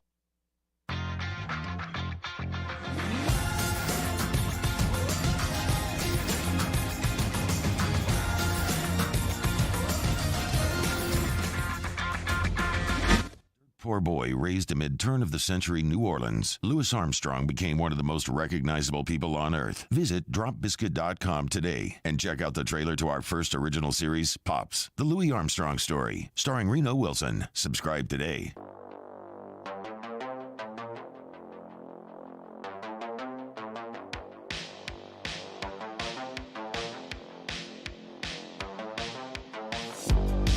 All-Star Toyota presents Off the Bench with Esther and T-Bob. ESPN Baton Rouge, New Orleans, Alexandria, and 1130 The Tiger. Oh, man. Welcome back to OTB.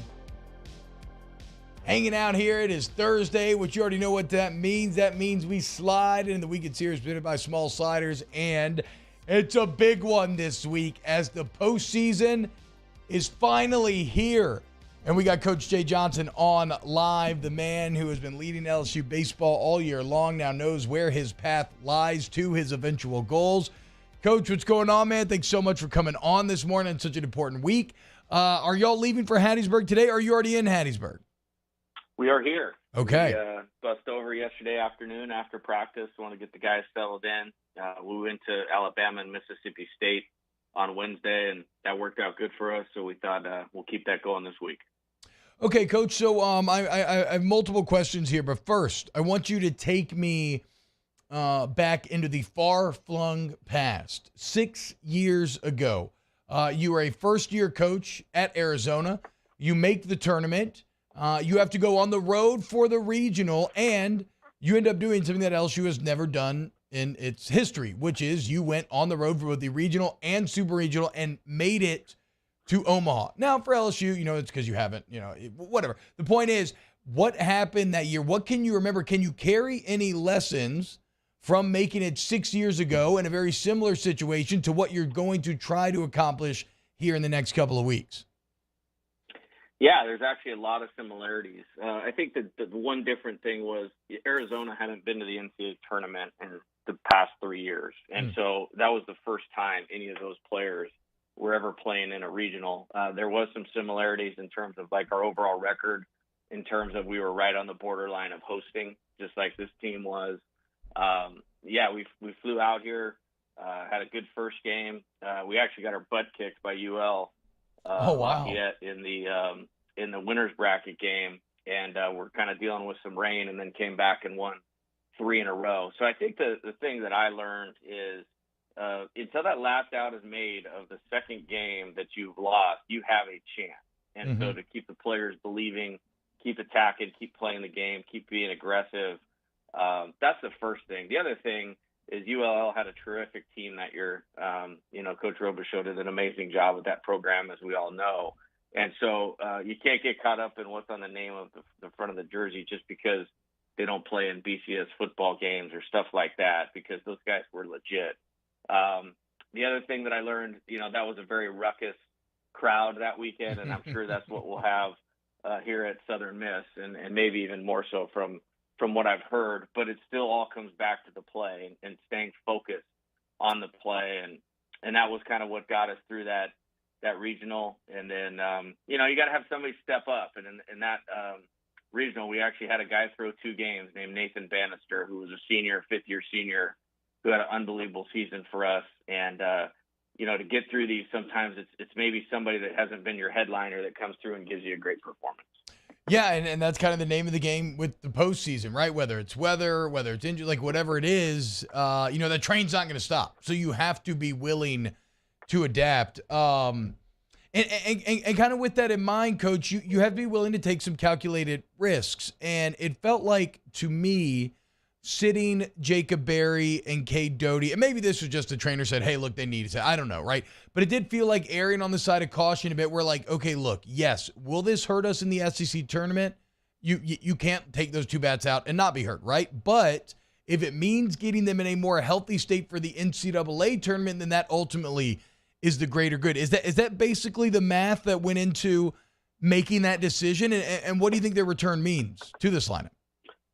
Well, yes, for sure. And we might have been able to push one of them, but they couldn't play either. Like that was that was part of it. Like, and you're talking about 2 things. Like, look, I mean, Jacob's going to go in the top 10 picks in the draft. Yeah. I mean, that's a pretty big deal. Cade is going to go in the top 50 picks in the draft. So, those guys have done a lot for LSU, Cade for 3 years and Jacob for 1. And there's that element of it too. So we had to get them healthy. But for sure, if you're asking me, would I rather play well in the SEC tournament or play well in the NCAA regional, the answer is going to be the NCAA regional. So there was a little bit of, hey, they couldn't play. And then there was a little bit of, hey, we got to do what's right by these guys. And there's a little bit of like, hey, we can go hard on the rehab and treatment and get them to a better spot for this weekend. And they're in a better spot. So it was a good decision. Yeah. And now, I mean, did I read this correctly? Jacob Berry batting from the left side. Is that back on the table? Let's just say our team batting practice has been much better the last 2 days. So, yeah. There we go. Then we will take that. And so I mentioned, and we're talking to LSU head baseball coach Jay Johnson. I mentioned it being a calculated risk. And one of the interesting quirks in all of this, Coach, is that although y'all are not hosting, like arguably, at least from a gambling perspective and many other perspectives, this is a more favorable path. I mean, it's odd. The regionals in Hattiesburg, like you said, it is going to be a raucous crowd if y'all get matched up with Southern Miss at some point over this weekend. But the betting favorite are the LSU Tigers. Do you feel any added pressure with kind of that burden of expectation? Not at all. I think mindset is such a big deal. You guys and I have talked about that all year. And you look at the postseason, it can either be pressure or it could be opportunity. And let's talk about opportunity. I mean, I only have 3 players on my roster that have played in Omaha. None of these guys that have played at LSU have played in Omaha. So it's an opportunity for them to play well in the NCAA tournament and get there. And that's all I care about this weekend is I want to see them play free and focused and determined. And I think if we do that, we'll give ourselves a chance. Now, I think there's a trap, again, just because, maybe there's not another Power 5 team in our regional. Mm-hmm. I mean, we're facing the number 2 pitching staff in the country, basically in every category in terms of Southern Miss. And before that, we're facing, 2 other teams that won conference championships. So we're the only team walking into this deal without a championship under our belt. Huh. So we're going to have to play good to get out of it, regardless of whatever anybody else says or thinks. That's a great point, Coach. I hadn't really considered that. And you mentioned earlier kind of having to roll with the punches a bit. So it would seem that adaptability would be one of your keys to success in the postseason. We talked about like fighting till the final out. And LSU went through that last year. They were on the verge of being eliminated before coming back and winning that Eugene regional. What else? What other elements, what other traits do you see in teams that are successful in this time of year? I think a couple things. If you can play with the lead in the postseason, I think that's a big deal. Because sometimes teams will give away at bats and, try to catch up with one swing when they're down by 4, and you can collect some easy outs. I think playing with the lead is important. I think if you do get behind, just staying focused on taking good at bats and moving the offense. And for the good part for us is we can hit some home runs. And so you're not that far away. You're only in a bat or 2 away from being back in the game. So I think it's just staying focused on the task, not letting one bad play, one bad inning really spiral away from you, because all these teams have good pitchers and good bullpens. So you want to play out in front. I think you mentioned 2016. Another key to winning that regional was we had to win 2 on the last day. And the first game we scored 3 in the first inning, and the second game we scored 2 in the first inning, and it kind of slowed that crowd down a little bit and put them on their heels. And so I've always believed in the postseason that's important. Yeah, so you want to draw first blood, get everybody, because everybody feels a little anxious. You're right. When those first runs get scratched, like everybody's starting to feel a little feel a little bit of that pressure. It starts to ratchet up, and there's all the old cliches about pressure bursting pipes and everything else. How do you feel about the leadership of this team and kind of the general vibe of the team heading into this NCAA tournament? Because if you're an LSU baseball player, it feels like every year the pressure of like, we expect you to make Omaha, like it feels like that is just a constant denominator that you live under. Yeah, I mean, it's one of the reasons I came here. Like, I mean, Omaha is the best place in the world. So, like, why wouldn't you want to be at a place where that's what everybody wants to do? And it's exciting, to have people behind you. Relative to that, though, like, all those people that may think that, like, they're not in the fight, they're not in the battle, they don't have anything to do with that. So it's important what way our guys think about it. And our guys need to think about it as playing the game and playing it one pitch at a time. And I know for a fact that we have done that, throughout the course of the year, with a couple exceptions. Baseball is hard.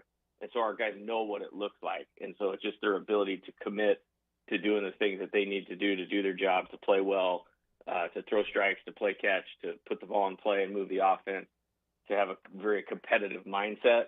Like, that's where you have to put your focus, not on the end result, because it's hard to get there. It's really hard to get there. Yeah, we don't have a player on our roster besides the 3 guys that transferred from Arizona that have played in Omaha. So that just tells you how hard it is to get there. So we need to focus on doing the things that we need to do to win games, to put ourselves in a position to potentially do that. Yeah, focus on the process, and the conclusion, the end result will come on its time. All right, Coach, talk about Kennesaw State a little bit, because it's obviously the same way that you want to score the first runs of the game right. Getting that first dub underneath your belt can feel really, really good. You got tomorrow night, 6 p.m. It's a Kennesaw State team that, like you said, won their conference, beat Liberty 3 times this year. Not a great team ERA. What is the scouting report on them? Yeah, I think it's a good offense that played very well in their conference tournament. As I was kind of going through my scouting and looking at their at-bats, there's a lot of line drives, a lot of hard-hit balls. Their leadoff guy, Hatcher, was at Mississippi State, won a national championship last year with them, transferred to Kennesaw this year. He kind of makes their offense go. It's good numbers, throughout that first 5 or 6 guys in the order.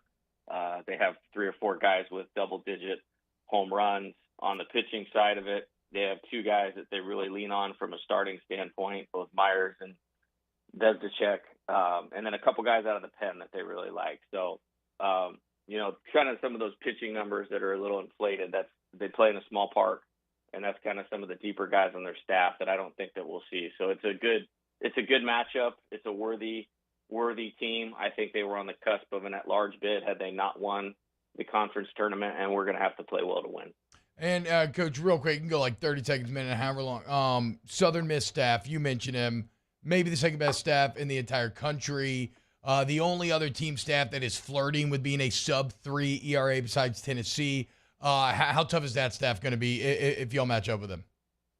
Yeah, it's a good one. I mean, Tanner Hall is a Baton Rouge kid that had an unbelievable season, like video game type numbers. Hunter Riggins is a good pitcher. Hurston Waldrop is a good pitcher. They got guys they can go to out of the pen. They just do a good job. They play catch and defend well, and they're well coached. It's obviously a good home field advantage. So, I mean, it'd be great to get into that matchup. Obviously, got to take care of tomorrow first, but I'm really looking forward to this weekend. I mean, playoff baseball, the NCAA tournament is awesome, and I'm looking to see our guys shine and play well this weekend. I mean, goosebumps on goosebumps. Everybody's so excited, Coach. Y'all are boots on the ground in Hattiesburg. Best of luck. Thank you so much for making some time for us this morning. All right, thank you. Coach Jay Johnson, head man of LSU baseball. I love those answers about 2016, right? Making no bones about it. There are lessons to be drawn from the past about how to navigate these turbid waters. Let's talk about it next here on OTB. Off the Bench with Hester and T-Bob. Our listeners fire up their opinions on the jimsfirearms.net hotline at 499-1045. Keep listening for your next chance to shoot us your thoughts with the jimsfirearms.net hotline on 1045 ESPN Baton Rouge. Gulf Coast Office Products is a nationally recognized Savin office equipment dealer based right here in Louisiana. Over 100 employees strong, Gulf Coast has the boots on the ground to support all vertical markets, from education, engineering, legal, and finance. With the latest in office technology, from desktop to production segment units, Gulf Coast and Savin have the perfect fit for you. Call 225-756-2644. That's 756-2644 for Gulf Coast Office Products.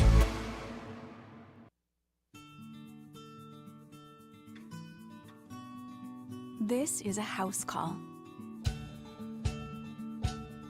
This is a follow-up appointment. This is a diabetes checkup. This isn't just more convenient care, it's more advanced care. This is innovating healthcare at Louisiana's #1 hospital, Auctioner. Bayou Ford has the new inventory to get you in a new Ford truck or SUV today, or customize your next vehicle just the way you want it. All new Bayou Ford vehicles come with a 1 million mile powertrain warranty. The crew at Bayou Ford is going to do right by you.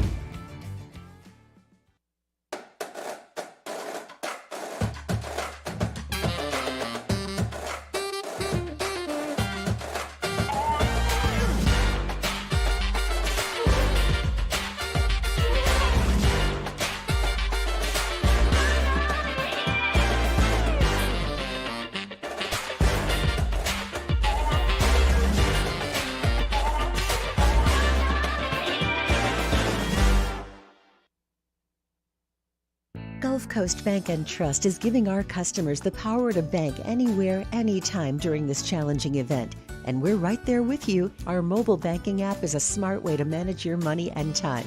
Gulf Coast Bank and Trust, the bank that cares about you. ServiceMaster Elite create clean, disinfected work environments. As a local business, we take pride in serving the New Orleans and Baton Rouge areas. Our cleaning protocols follow CDC and OSHA standards for healthcare settings, offices, senior living, restaurants, and industrial plants. Contact ServiceMaster Elite to get your operation ready for reopening with germ disinfection cleaning. ServiceMaster Elite, the trusted choice in professional cleaning since 1996. It's no secret. The best oysters in Baton Rouge are at Jolie Pearl Oyster Bar. Enjoy mouth-watering South Louisiana flavor and oysters from all over the country. And don't forget our nightly drink specials.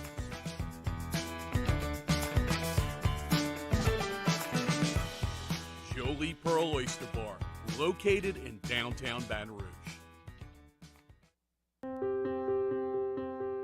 This isn't just another day. It's so much more. Kelly's life was put on hold when her auctioneer primary care doctor discovered a rare blood disorder. Her doctor connected her to an auctioneer care team of cancer, heart, and kidney specialists.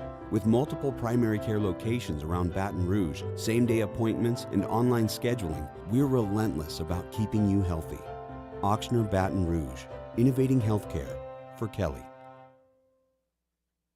Eli's always been into grilling. It took us a while to see it, but the signs were there. What are you doing, Eli? I knew grilling was my thing. I have been talking about it throughout my career. Happy with the results? I am. Got the new grill from barbecueguys.com. It performed great. My advice, as I always told my boys, do more of what you're born to do. Barbecue Guy. For the Thursday evening edition of Game Time, presented by Bet Rivers at Jolie Pearl Oyster Bar, downtown facing the brand new library. That's 6 to 8 p.m. Game Time, presented by Bet Rivers, right here on 104.5 ESPN Baton Rouge.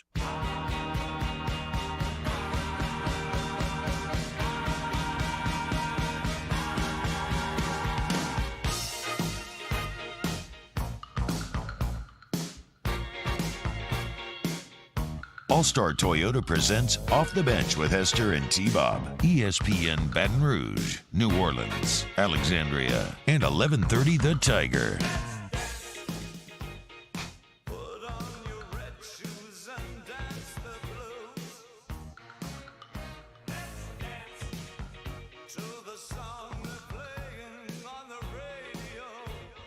Welcome back to OTB. Hit the like button if you're watching youtube.com/1045 ESPN. Getting real fired up for some LSU baseball tomorrow. The tournament is here. Playoffs, that's right. It's here, baby. 6 p.m. tomorrow night. It's going to be fantastic. There's a great write-up, too, that I just completely dropped the ball, and I got so into the baseball portion of this. Wilson Alexander has an awesome write-up right now about Jay Johnson and his love of football growing up. I guess his dad was a high school football coach. That's all he wanted to do was coach football. He loved it growing up. How about this, dude? Jay Johnson, undersized, about 5'7", 165 in high school, but rushed for over 1,000 yards 9 yards a carry, dude. That's right. All Eastern Athletic League honors. I can't believe I didn't ask. We'll have to ask him about it in the future. But yes, basically a man who grew up in football, transitioned to baseball, and still has a lot of those football influences on how he approaches the game. One thing that I love about this LSU team, look, the biggest fear is the defense, right? That is the thing that has most cost you in the games against the best teams this year. It's the biggest reason why you're 10-16 in quad one games. One of the things that I love about this LSU team is the Jay Johnson factor. Okay, this is a man who has managed the ever-living hell out of this team all season long. And I'm talking down to like, okay, we're going to go throw this guy for one batter and this guy for two batters, just doing whatever he can to cobble together the 27 outs that are required. And that's taken so many different forms this year, whether it's the late emergence of Hasty, the reemergence of Ty Floyd. Blake Money was the Friday night guy. Then he's not the Friday night guy. Hilliard emerges as the Friday night guy. You didn't get the Devin Fontenot that you thought you got, but you had no idea that you were what you were getting in Gervais, right? And so throughout this year, LSU has been completely open and willing to adapt and change and to play who's ever in the best form and to do whatever it takes to get the job done at that time. That is an element of this team, that flexibility, that malleability. I think that's a huge advantage in a tournament setting. And it's the old Bruce Lee thing, like we mentioned yesterday, be like water. A lot of times this year, this LSU team has been just that. Let's see if they can do it again. We are kicking off hour 3 with Munchies. Chef Michael Johnson, get your Munchies questions in the chat right now. And then we'll talk to my guy Joe Barksdale a bit later on in the hour. Keep it locked right here on OTB. Off the Bench with Hester and T-Bob. I want you to go to RejuveMeMedical.com. RejuveMeMedical.com. Restore me, refuel me, rejuve me. You want to feel younger, better, like your best self? Roll out of bed with that energy. Roll into bed with that energy that you used to have. Just get that confidence back. As Rejuve Me says on their website, that youthful, energetic feeling. They can customize a plan for you to do that. And I don't care, man. I don't care if you're 20, 30, 40, 50. I don't care if you're a man or a woman, okay? They can put together a plan for what your body needs, combat its deficiencies, highlight its strengths, a customized plan. They're going to draw your labs. You're going to be the lifestyle specialist. And then they're going to make a custom, comprehensive plan for you. And maybe that's something like HRT, hormone replacement therapy. Maybe it's not. The bottom line, though, if you just want to feel rejuvenated, you want to battle the aging process, you want to feel younger and better, and again, maximize your potential, you want to go to Rejuve Me Medical. Go to RejuveMeMedical.com. There it is, the extra mile, on the border of expected and extraordinary, for those willing to go further, like vans customized for work or play, with safety and tech to keep you connected. Supported by a 5-star sales, service, and finance team, and backed by the 1-star you know. So go the extra mile.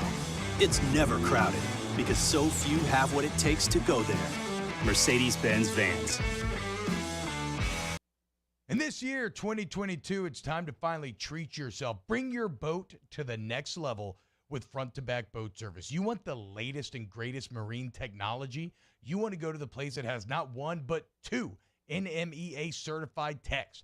Family owned and operated by the Sherman family for 30 years. Front to Back is the answer in Baton Rouge for all of your custom boat needs. So head to fronttobackboatservice.com or find them on Facebook, Front to Back Boat Service.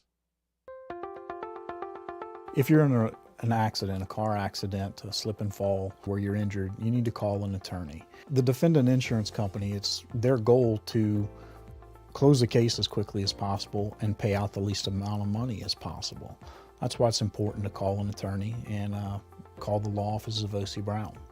At the law office of O.C. Brown, we're a family-owned firm. We want to be your law firm for a lifetime.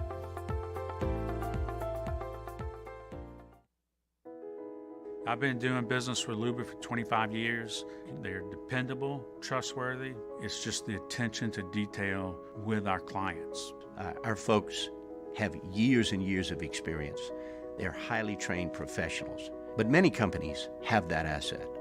What I'd like to think makes Luba a bit different is that we use those talents in a way that truly is dedicated to serving the needs of the folks who depend on us. Are you a licensed contractor? There's lots of good contractors in Louisiana doing work the right way, but unfortunately, too many unlicensed contractors are working outside the licensing requirements. Working as a contractor in Louisiana requires a license for the company doing the work. The Louisiana State Licensing Board for Contractors wants to help you get licensed to allow you to conduct work legally. It's not difficult to get the license. We can help you. Go to lacontractor.org for more information. Licensed contractors, it's the law. Gulf Coast Office Products is a nationally recognized Savin office equipment dealer based right here in Louisiana. Over 100 employees strong, Gulf Coast has the boots on the ground to support all vertical markets, from education, engineering, legal, and finance. With the latest in office technology, from desktop to production segment units, Gulf Coast and Savin have the perfect fit for you. Call 225-756-2644. That's 756-2644 for Gulf Coast Office Products.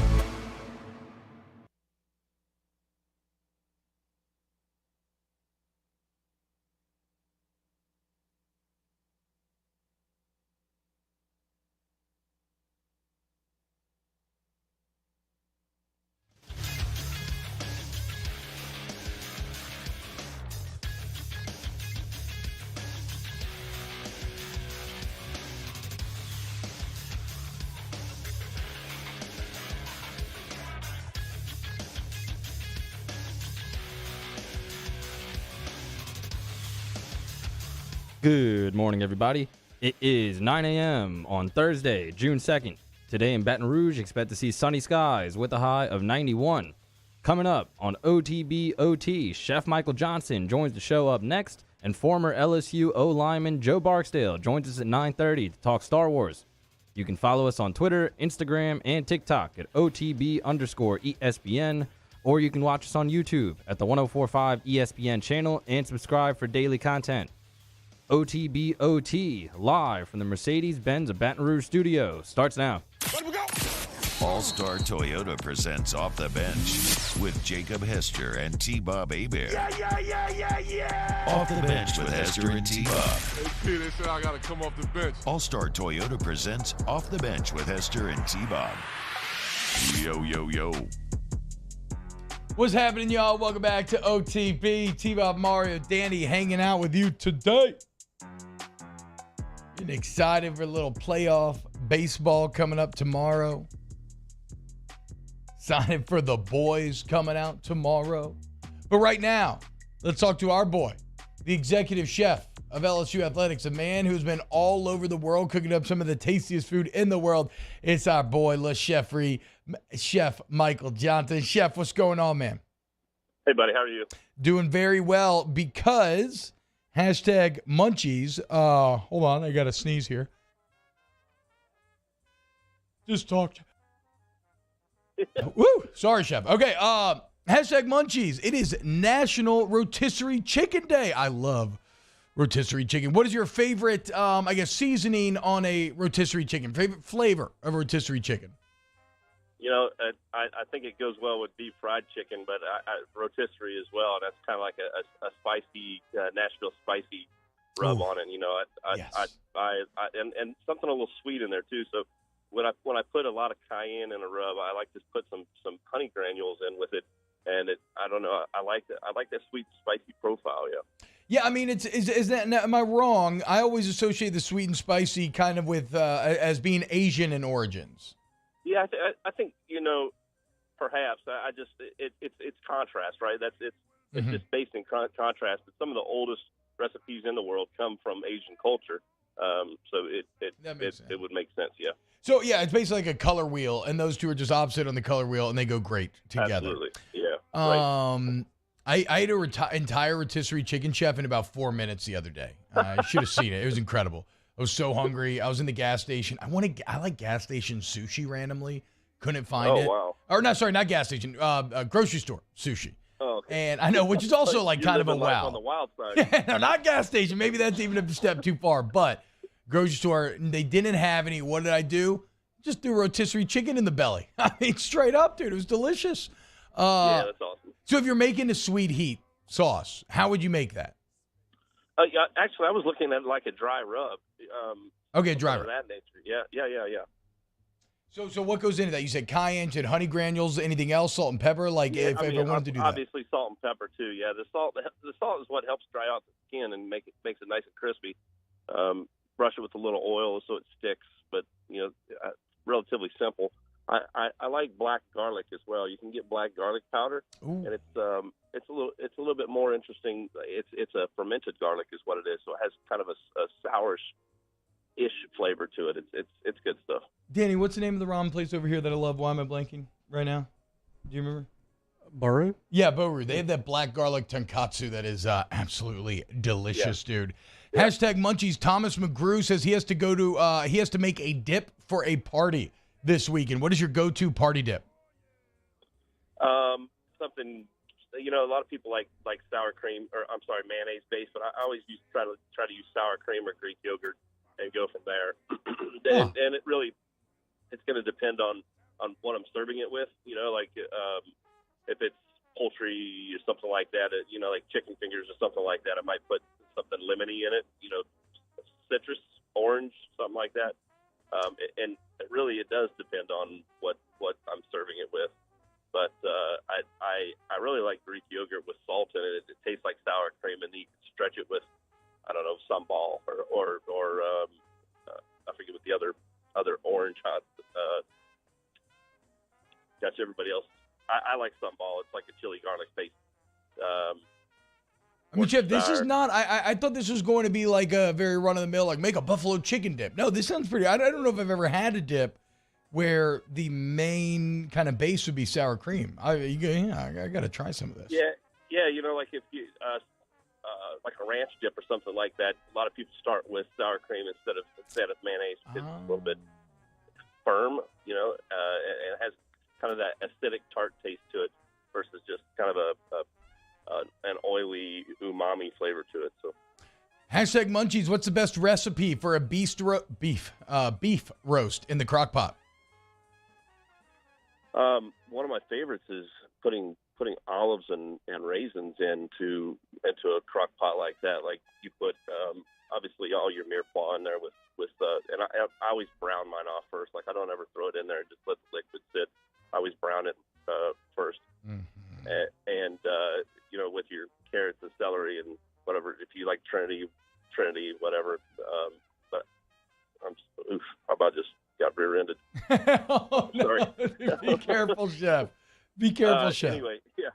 I like to, and mandarin oranges as well. It's something that helps kind of brighten up the flavor of that hearty beef rendering. Yeah. So as the roast is rendering out, it seeps juices into the liquid itself and fills all those carrots and vegetables with flavor, and likewise in reverse. So the mandarin oranges, never would have guessed. That's why we have Chef Offer Munchies right there. Hashtag Munchies. Yeah. Daniel Basham wants to know, is adding gold leaf to food a tacky way to make it more expensive? I can honestly tell you this. I've never put gold leaf on my food, and it is because I think it's tacky. It maybe for some confectioners, just to make it pop or to get a point across, to make it look more real, in confectionery terms. But I've never used gold leaf in any of the food that I've ever cooked. So. Hashtag Munchies. This says best food truck in Baton Rouge, but I'm going to generalize it a bit more. When you're talking about food trucks, maybe what's like the best food that a food truck has served to you? Like what do you think food trucks are best positioned to serve? Well, I think one, it needs to be quick and easy, right? Mm-hmm. Two, if you're going to open up a food truck, it needs to have something that's going to sell, and I mean like hotcakes. Like you got to pay for it. Yeah. My favorite food truck experience, I was working at the Olympics in 2010, and I gained the friendship of a Vancouver guy up there, and he's an Asian guy, but he was trained in French cooking, and he had this food truck called the Fat Duck that he did foie gras and pork belly and all this like super high end fancy street food. It was incredible, and it executed exceptionally well. And as far as quality of food is concerned, I enjoy but I'm just an idiot for street tacos. You know, like if I see a food truck with street tacos, I will slam on the brakes and crank in and get, you know, and it's kind of like that movie Once Upon a Time in Mexico with Johnny Depp where he has to try the cochinitas everywhere. You know what I mean? Like, yes, yeah. You know, I've never taken out the chef or anything, but it's definitely one of those things that I feel we're stopping for. And when you find somebody that does it authentic with like tongue tacos and tripe or stuff like that. Yeah, our Tacos El Pastor, a Danny Boy. We need, I don't know if Baton Rouge has that necessarily yet. Maybe somebody can let me know. I mean, there's great taco places, but the super traditional street taco sort of vibe. Hashtag munchies. What's the key to making top-notch barbecue shrimp and grits? Sorry. What is the key to making a top-notch barbecue shrimp and grits?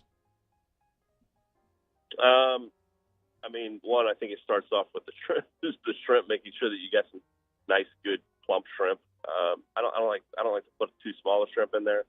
I also like to think about, you know, some people won't peel the shrimp or at least start the shell on the shrimp. So I like to cut the shell and cook the shell on the shrimp because I think it adds the flavor of the dish. But be thoughtful to the people who are eating it, you know, and at least split the shell so that it comes out a little bit easier. Okay. Outside of that, you know, I think it's just the execution and making sure that you're on top of it. It doesn't overcook. You know, a lot of people will overcook shrimp and they get tough and rubbery. And I like my shrimp, you know, a little bit more tender so that they're not chewy. So, Chef, how about this? I think you'll appreciate this one from Rory Loop. He says, hashtag munchies. Is the bottom of a Boston butt fat cap trimmed with a bit of meat a decent replacement for pork belly in a pinch? I mean, I think it's viable. I think that it's totally viable. You know, I mean, you're looking for essentially the same thing. I mean, the meat's a similar texture, right? It's got a nice fat content in it. I don't see why you couldn't attempt it. I think that somebody that's really into pork belly is going to know it immediately, but. But you know, I think that if you get into a pinch, you could execute it and with the quality preserved, right? All right, two more here, Chef. Hashtag munchies. Top 3 favorite wing flavors. Top 3? Yep. One of them's going to be like Jamaican jerk. I love jerk, really good jerk. You know, like a wet jerk. Something with a lot of garlic in it. You know, like spicy garlic, and then. I don't know. Maybe that Nashville hot is the third. I guess, you know, just spicy, burning your mouth, making you sweat. Yeah, man. A little something to remind you that you're alive. By the way, Chef confirmed, not a dry guy. Loves a good wet jerk. Hashtag munchies here, Chef. As we close it out, what would you make Johnny Depp if you were to cook Johnny Depp a victory meal? What would it be? Oh my God. Oh, Lord. I know I hesitated to ask because it's an ugly situation all around. But, you know, let's look. He wins the case yesterday. What would you cook Johnny Depp as his victory meal? I would probably, you know, have to reach into my baking goods and make him like a chocolate mousse. Yeah. I think you're gonna have to make him chocolate, maybe with something a little extra inside. Yeah, right. if the Rolling Stone profile from a couple of years ago is to be believed, yeah, you may need to get your hands on some really good hash or something along those lines for that chocolate mousse. I would, leave it on his bed for him. Oh, yeah. LeCheffery on Twitter and Instagram. Chef Michael Johnson, the executive chef for LSU Athletics. Chef, right. We love you, man. You have a great Thursday, my friend. Take care, guys. That's pretty damn good what he did there with the chocolate mousse. Which, to be fair, I have not really been too tuned in to this Herd Depp stuff. I did hear kind of through the grapevine the poop in the bed story, which is just wild. I don't know, the whole thing's ugly. So you have not heard about this, Mar. You're kind of wincing your eyes. Not about the mousse thing, no. Well, no, he was saying he would leave chocolate mousse in the bed for Depp as a call out to the poop that was left in the bed at one point. Yeah. Well, a lot of people watching that trial. It's insanity. I mean, millions upon millions of people watching the most sordid details of these people's lives put out there into the public forum. It's pretty crazy. It almost has like a medieval sort of feel in a lot of ways, like going to a public execution. It's like everybody's there for the train wreck. Like they're there for the dirt. They're there for these people who are, who are viewed as, when you're talking about these major actors and actresses, a lot of times they feel like they almost exist on a different plane. And there is nothing more, I think, that we human beings love more than watching somebody kind of dragged back down to earth. And that's what this entire trial has been. And then you factor in, there's also the stuff about how, like, Depp's career got hit so badly, and now he wins the case. So it's pretty wild. I watched Crimes of Grindelwald, or whatever the second Fantastic Beasts movie was the other day. It was not a good movie. The problem was not Johnny Depp, though. It just was not a good movie. Danny, I saw you move your mic. What did you want to add here? I was going to ask, going back to medieval times, you think they'd make Amber Heard do the walk of shame? No, okay, yes, you have Game of Thrones on the mind as you are in your Game of Thrones rewatch, which, by the way, the most shocking part about that scene is that the shame giant bell lady is the boss on Ted Lasso. I would have never guessed, but you can see it now once that gets pointed out to you. But no, I don't think Amber Heard has to do the walk of shame. I do think that, well, now I was going to say in the court of public opinion, but now in the actual court as well, this has been a massive loss for her. This is maybe a case study in how to blow up what was a very successful and very promising career. But like I said, it's all kind of depressing all the way around in a lot of ways. But the memes are pretty good. The memes are, Amber Heard will always remember this as the day she almost caught Captain Jack Sparrow and all that stuff. It's all very funny. If we're all the way in this hole, I can mention that I actually am looking at some Amber Heard and Johnny Depp props that you could bet on my bookie. What the hell? What I mean, what, like, okay, so this is a legitimate. Johnny Depp already won. This is a, wait, what? I said Johnny Depp already won. No, I know, but what he's saying is, I mean, I had no idea that, and this is legal gambling, or this is like a bookie that that is giving you these lines? This is a bookie that I know that's giving me these lines, but you can bet on it in mybookie.ag. And it doesn't have to do with the trial, Danny, but for example, it's like, will Amber Heard be completely edited out in Aquaman 2? What? Yes, plus These 200. are the things we can gamble on? Yeah, yes, plus 200 odds, no, minus 300 odds. Oh my God, dude. What sort of awful dystopian future have we reached?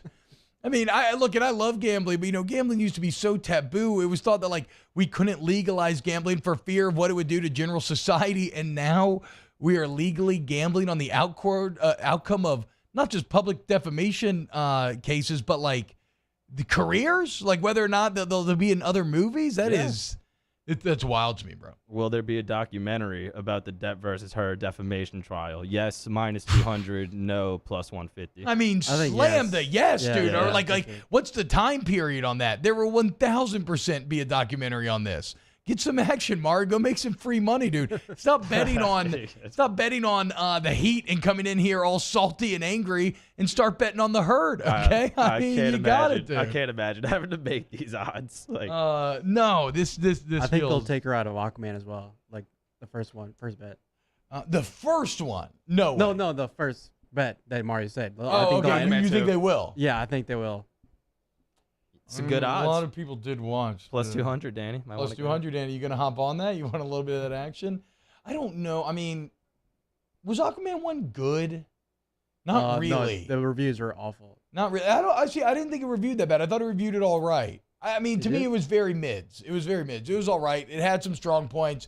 I liked that they went for it story-wise. Like, they tried to go very grandiose, very fantastical. It was a little long. It could have been cut down. It was like 2.5 hours. I feel like Aquaman would have been great at like an hour and a half or 2 hours, but it was all right. But that said, I don't really have any. I don't remember it too much. No. Yeah. No, neither do I. I remember the opening scene being kind of tight with Black Manta or something. If he like Black Manta's a cool character. Yeah, like that was Manta. Cool. Or whatever his name is. Is it Manta Ray? Maybe it's not Black Manta. No, it's Black Manta. It is? But he wasn't. I thought they showed him at the end of the movie. Because he was the main villain of the movie. I guess I don't really remember what the hell happened in Aquaman 1, to be fair. I just remember being like, okay, that was all right. That was pretty good. And I saw, like, okay, right on, dude. All right, when we get back here, got a couple more things to get to, and then we got guy Joe Barksdale, or Jay Kessler, not entirely sure who's going to be at 9:30, so keep it locked right here on Off the Bench. OTB, OT. Go to All-Star Toyota of Baton Rouge.com for all your AC, heating, and electrical needs. All-Star Toyota of Baton Rouge.com.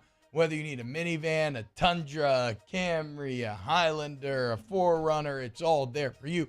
And when you buy a Toyota, you know it's going to stand the test of time, okay? Japanese engineering at its finest. And, if you know anybody that's owned a Toyota, you've probably seen that they own that thing forever because they run forever, okay? So if you want a quality vehicle from a quality dealership, we're going to get quality customer service, quality access to the service department, quality everything you want. All-Star Toyota of Baton Rouge.com. The 2022s are here. I got to rent that 22 minivan, the Sienna, recently when both cars were in the shop, and it was mind-blowing, y'all. And I got the 20. It's great, but, hey, if you're in the market for a new minivan, now is the time to strike. And really, if you're in the market for anything, All-Star Toyota can find the answers for you and your family's needs. So go to allstartoyota.batonrouge.com today. In times of need, get a full list of phone numbers, websites, and other important emergency information on the Demco Stormwatch page at 1045ESPN.com. At All-Star Toyota, you get it all. If you're in the market for an all-new Toyota vehicle, come see our friendly and knowledgeable sales team at All-Star Toyota. Located in Baton Rouge at the corner of Airline and Goodwood, we've been serving our community since 2005 by offering a large selection of new Toyota cars, trucks, and SUVs. Get behind the wheel of your dream car and take a test drive at All-Star Toyota today.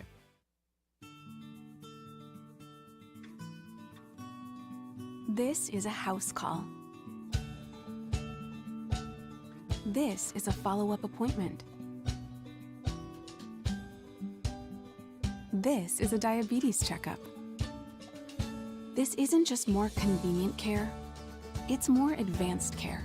This is innovating healthcare at Louisiana's #1 hospital, Auctioner.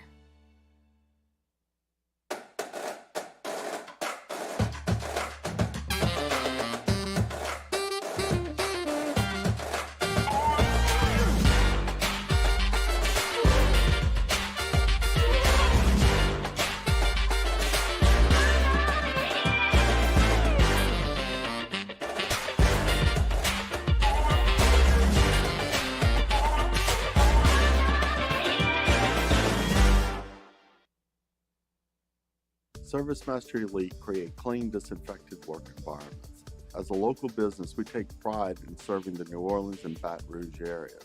Our cleaning protocols follow CDC and OSHA standards for healthcare settings, offices, senior living, restaurants, and industrial plants. Contact ServiceMaster Elite to get your operation ready for reopening with germ disinfection cleaning. ServiceMaster Elite, the trusted choice in professional cleaning since 1996. It's no secret. The best oysters in Baton Rouge are at Jolie Pearl Oyster Bar. Enjoy mouth-watering South Louisiana flavor and oysters from all over the country. And don't forget our nightly drink specials.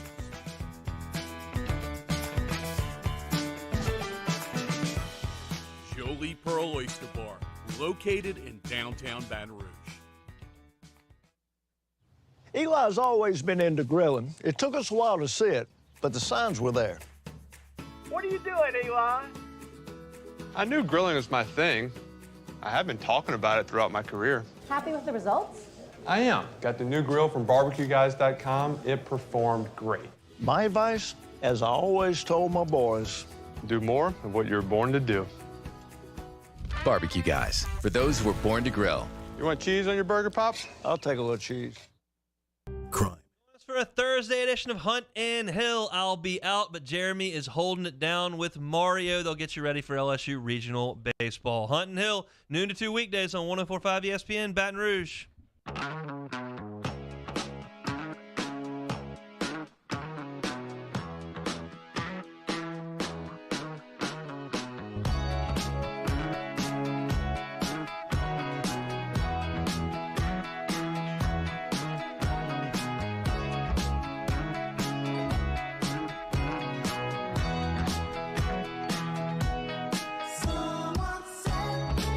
OTB, OT with Hester and T-Bob on 104.5 ESPN Baton Rouge and 94.7 ESPN Alexandria.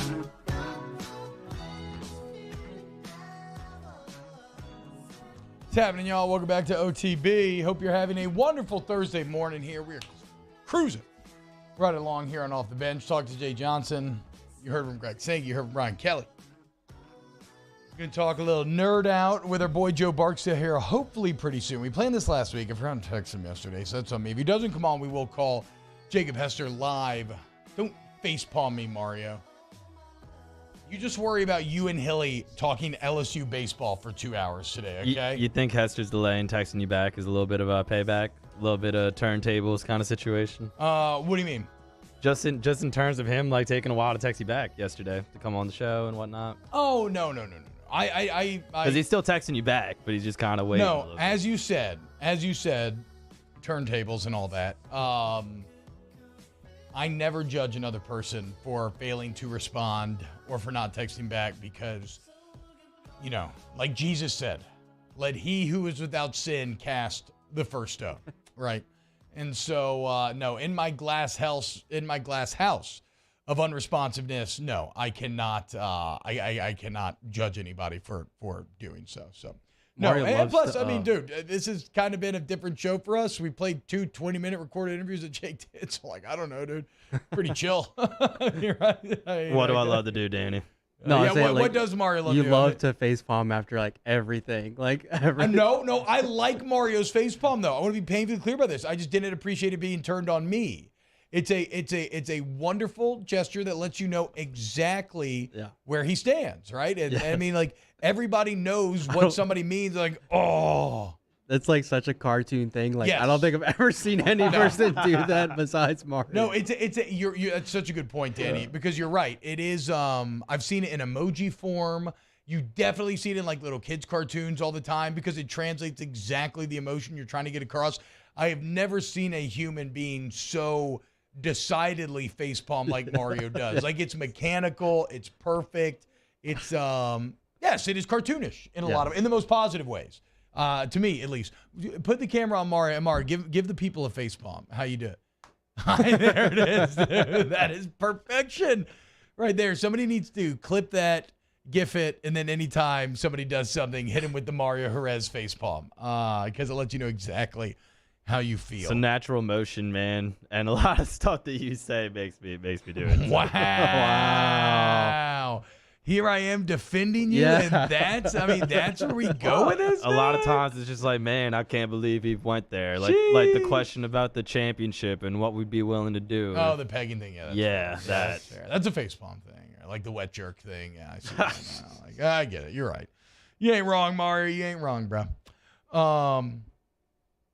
Ask the chat over under the Bilbo Baggins was ask chat over under, and Dan, I'll let you weigh in on here. Over under the number of times Mario Jerez says Jay Hilly today on today's Hunt and Hill, starting at 69.5. Place your bets. Danny, will Mario say Jay Hilly more than 69 times? Yes, I think you will absolutely say it more than 69. 2-hour show. Yeah, that'd be twice a minute. That'd be once every 2 minutes. A little over once every 2 minutes. That's very doable. It's very doable. People in the chat get all bothered when I call him Hilly, but you were here. The first time I ever met Jeremy Hill, somebody, I forgot who, asked him, what do you usually go by? Yeah, he goes by Hilly. Yeah, in terms of yes, I learned the same thing. And he said Hilly, so ever since then, I have it in my head, okay, Hilly. That's how he wants to be referred to, so yeah, Hilly. Have you and Hilly had an opportunity yet to go out with one another once again in the same way that he kind of brought you out and blew your mind a few months ago? I think we hung out once since then. Okay. It was fun, but we're going to hang out again soon, I think, before football season. I'm thinking, look, maybe use today's show. Hilly's out there training. Who knows who knows what the future holds for anybody. Maybe use today's show to try to get something a little going on this week and maybe hit the club with Hilly once again. See what's happening. Yeah, Mario and Hilly in New Orleans. Always Hell good yeah, time. dude. A combination as a... okay. Sorry, I'm getting a text from Joe right now. I'll see what he says. Okay, one thing I'm really excited for, boys, is... The boys. Somebody calling me? Joe's calling me. Joe, I'm on air. What are you doing, dude? One thing I'm very excited for, the boys, tomorrow, premiere season 3. And Danny, you've seen The Boys, right? I've actually not seen The Boys. Oh, whoa, what? Yeah, I've never seen it. Oh, Daniel, you got. I think, and I am not exaggerating here. I think it is one of the best streaming shows that has probably ever been made. Like in this modern era of streaming originals, I would put The Boys in the top 10 pretty easily. It has, I think this character, Homelander, has the opportunity to be one of the greatest on-screen villains that we have ever seen. Definitely for television, maybe even breaking into that movie realm, like maybe just on-screen in general, depending on how this season goes. Like the setup for it is, and I feel you, Danny, it feels like a bit of a cliched setup, right? What if superheroes were real? And, you know, what would it actually be like if somebody had like Superman powers? These are all themes that have been explored plenty in comic books, movies, and television. However, like anything else, it comes down to execution, and the execution of The Boys is fantastic. Plus, bro, you got Carl Urban up in that thing. He's tight. Again, though, it is all about Homelander to me, and this season's going to feature him. Damn, Danny, okay, dude. You got a couple homework assignments in, Danny, because not only do you have to finish Game of Thrones, but then you got to get through these 3 episodes of Obi-Wan, and then you got you are blessed with the opportunity to watch 2 seasons of The Boys. I'm pretty jealous of you. Mario, have you ever seen it? No, I've not. Okay, well, never mind. Never mind. No, it's fine. I mean, I didn't think you had. I thought for sure you would have, Dan. It seems right up your alley. Hyper violent, really cool style. I guess it's because it's an Amazon original. Like, I've never really You don't think about, like, going to Amazon for that? Yeah. That's fair. That's completely fair. But The Boys is probably the best superhero TV show that's ever been made. All right, coming up next, talk to Joe Barksdale here on OTB. OTB, OT. Our listeners fire off their opinions on the jimsfirearms.net hotline at 499-1045. Keep listening for your next chance to shoot us your thoughts with the jimsfirearms.net hotline on 1045 ESPN Baton Rouge. At All-Star Toyota, you get it all. If you're in the market for an all-new Toyota vehicle, come see our friendly and knowledgeable sales team at All-Star Toyota.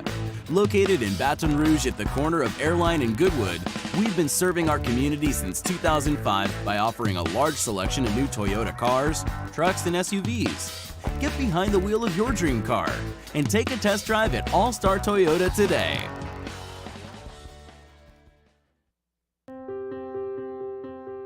This isn't just another day. It's so much more. Kelly's life was put on hold when her auctioneer primary care doctor discovered a rare blood disorder. Her doctor connected her to an auctioneer care team of cancer, heart, and kidney specialists. With multiple primary care locations around Baton Rouge, same-day appointments, and online scheduling, we're relentless about keeping you healthy. Auctioneer Baton Rouge, innovating healthcare for Kelly. If home is where the heart is, a roof is a shield. That's why for over 25 years, South Louisiana always turns to Garcia Roofing and Sheet Metal. For more information, visit GarciaDidMyRoof.com. Bayou Chrysler Dodge Jeep Ram has $5,000 off the new 2022 Wagoneer. We have Wagoneers in stock with $5,000 off. All new Bayou Ford vehicles come with a 1 million mile powertrain warranty. The crew at Bayou is going to do right by you. And this year, 2022, it's time to finally treat yourself. Bring your boat to the next level with front-to-back boat service. You want the latest and greatest marine technology? You want to go to the place that has not one, but 2 NMEA-certified techs. Family-owned and operated by the Sherman family for 30 years. Front-to-back is the answer in Baton Rouge for all of your custom boat needs. So head to fronttobackboatservice.com or find them on Facebook, Front-to-Back Boat Service. If you're in an accident, a car accident, a slip and fall where you're injured, you need to call an attorney. The defendant insurance company, it's their goal to close the case as quickly as possible and pay out the least amount of money as possible. That's why it's important to call an attorney and call the law offices of O.C. Brown. At the law office of O.C. Brown, we're a family-owned firm. We want to be your law firm for a lifetime.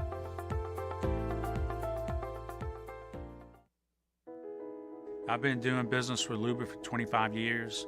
They're dependable, trustworthy. It's just the attention to detail with our clients. Our folks have years and years of experience.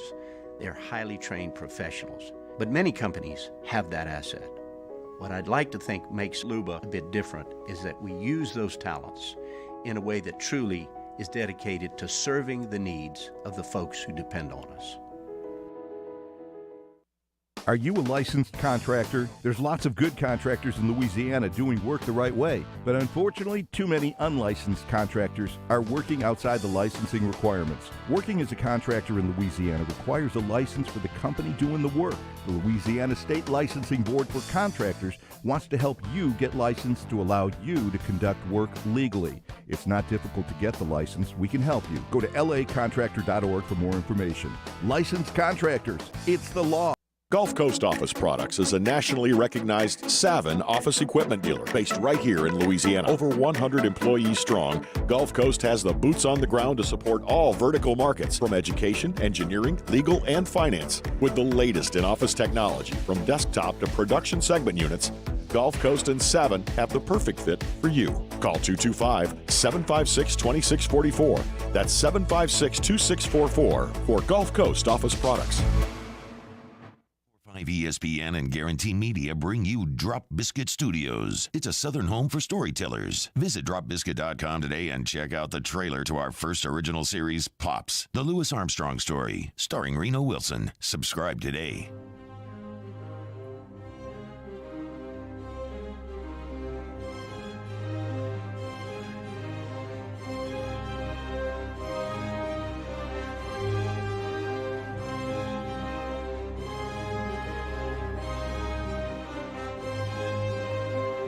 OTB OT with Hester and T-Bob on 104.5 ESPN Baton Rouge and 94.7 ESPN Alexandria.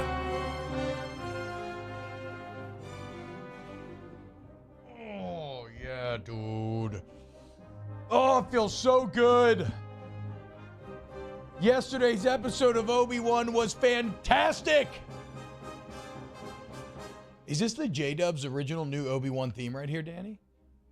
I don't think I've heard the. I don't think I've heard the thing heard it all the way through. I just looked up, the Obi-Wan. Yeah, which I don't think he did all the music for the show, but I think he did do this new Obi-Wan theme. Well, from one musician, Star Wars nerd, to another, let's talk to the Renaissance man, Mr. Joseph Barksdale, former LSU great, former NFL great, now a working stand-up comedian. I went and saw stand-up here in Baton Rouge. Absolutely fantastic. A wonderful musician, plays the guitar, sings, makes beats, literally does it all. A man who has a YouTube channel called Tech Lord of the Sith, where he reviews tech and other things. A man who owns over 30 custom lightsabers. A man who has a new mental health podcast that I was very pleased to go on just a few weeks ago. Yes, when I say Renaissance man, I mean it very literally. Joe Barksdale. Joe, what's up, man? What's going on? What's going on, T-Bob? Thanks for having me, bro. It's good to be here. Yes, always a pleasure. Okay, for those that don't know, this will probably be a very Star Wars heavy conversation. As I said, Joe, how many lightsabers do you own right now? How many are lining the walls of your studio? Yeah, probably. You're right. Probably like 30-something. Okay, there you go. So high, he can't even keep a legitimate count on them. We will keep this spoiler-free, okay? I'm not going to promise, though, that in this conversation, maybe we stumble across a couple incidental things. I don't think we're getting into anything too major, but if you have not seen Obi-Wan yet and you don't want the potential of anything being spoiled, have a great day. We're here at the end of the show. We'll catch you tomorrow. Holler out. I'm going to give you like 5 more seconds here, and then we're going to start diving into it. Okay, Joe, so I've given my take on it. We're 3 episodes into the 6 episodes of this new Obi-Wan show. Where is your head at after yesterday's viewing?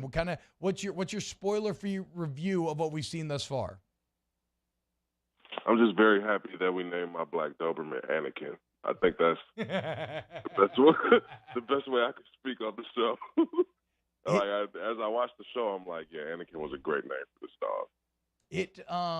Why? Is your dog a murderer? Is your dog a psychopath? He's just big and powerful. He's big and powerful and sweet on the inside, just like Anakin. I mean, yeah, okay, maybe at a There's time. good in him. maybe at a time that described Anakin. Okay, I guess you're right. We do later learn in the original trilogy that there is some vestige of goodness left, but that is maybe one of my favorite parts about this show thus far. And again, I don't think it's a spoiler because you know that Hayden Christensen is in this show. Vader is very much Vader, right? Like one of the greatest on-screen villains of all time. When you watch The New Hope for the first time and he busts through those doors on the Tantive, you're like, who is this guy? And I very much, like, the end of Rogue One gave you that feeling, right? I very much have gotten that same feeling from Obi-Wan Vader. I agree 100%. And the crazy thing is, too, is, like, it's not for the first time. Well, not for the first time, but, like, this is probably the first Star Wars media that I've seen, like, Darth Vader moving around and thought, like, this is Anakin Skywalker. This is not, like, this is Anakin Skywalker in a mask, not some dude we've never heard of before. And that's crazy. That's wild to think about, too. That is very interesting to think about because, honestly, that is a testament to Hayden Christensen, right? Where, like, he has embodied that character for so long, and it's weird because it's not even his voice, right? Now it's James Earl Jones' voice, as it should be once again, but it's kind of like Robert Pattinson in the new Batman movie. Does he do a lot of grimacing? Yes, but there are subtleties in that approach that I think Pattinson actually knocked it out of the park. Very subtle acting.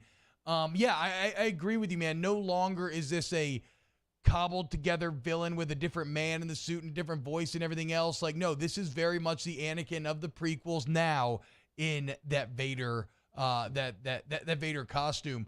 To me, Joe, what's your opinion on this? To me, this 3-episode build by Deborah Chow, it really, in my mind, constitutes like a great Star Wars movie in and of itself. I mean, it builds to a great crescendo. It's got some nice connective tissue setting up, further storytelling.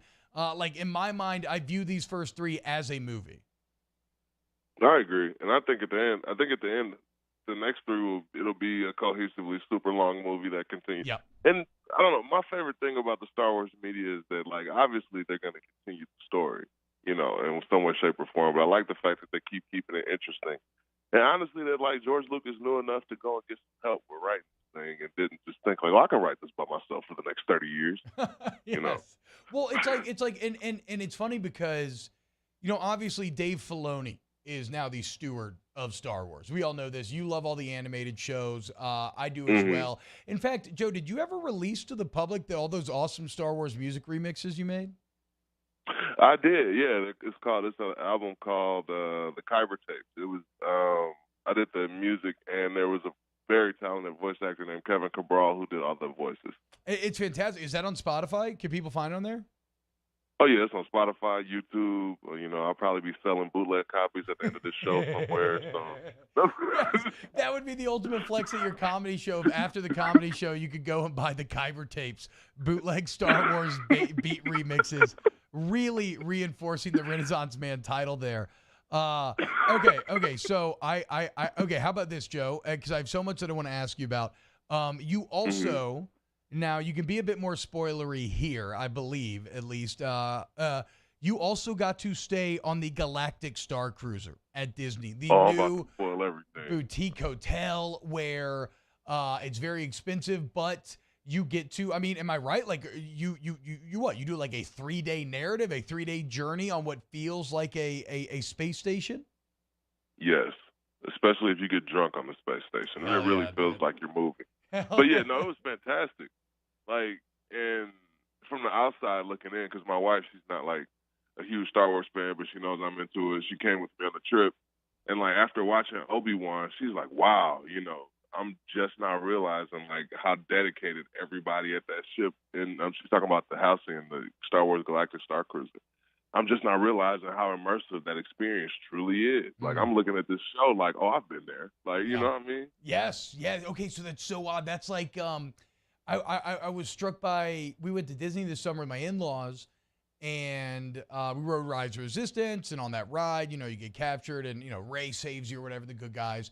And when we were watching Force Awakens with my daughter, Alice was very much like, oh, we've been there.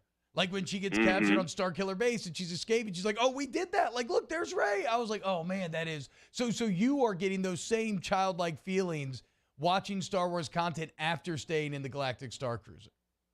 And even yes, and even during the stay, it was amazing to see how many adults cried with sheer joy when they saw like Chewbacca turn the corner. Oh my God, I've been waiting so long for this. Like people who legitimately were like our age when the first Star Wars came out. Yeah, no, I thought that was pretty cool to see. I'm not gonna lie, I might have shed a tear or two at Savvy's workshop when I built my first lightsaber. I can't help it. The Force theme from Williams, I did. Dude, it just reaches into my chest and just pulls it out of me.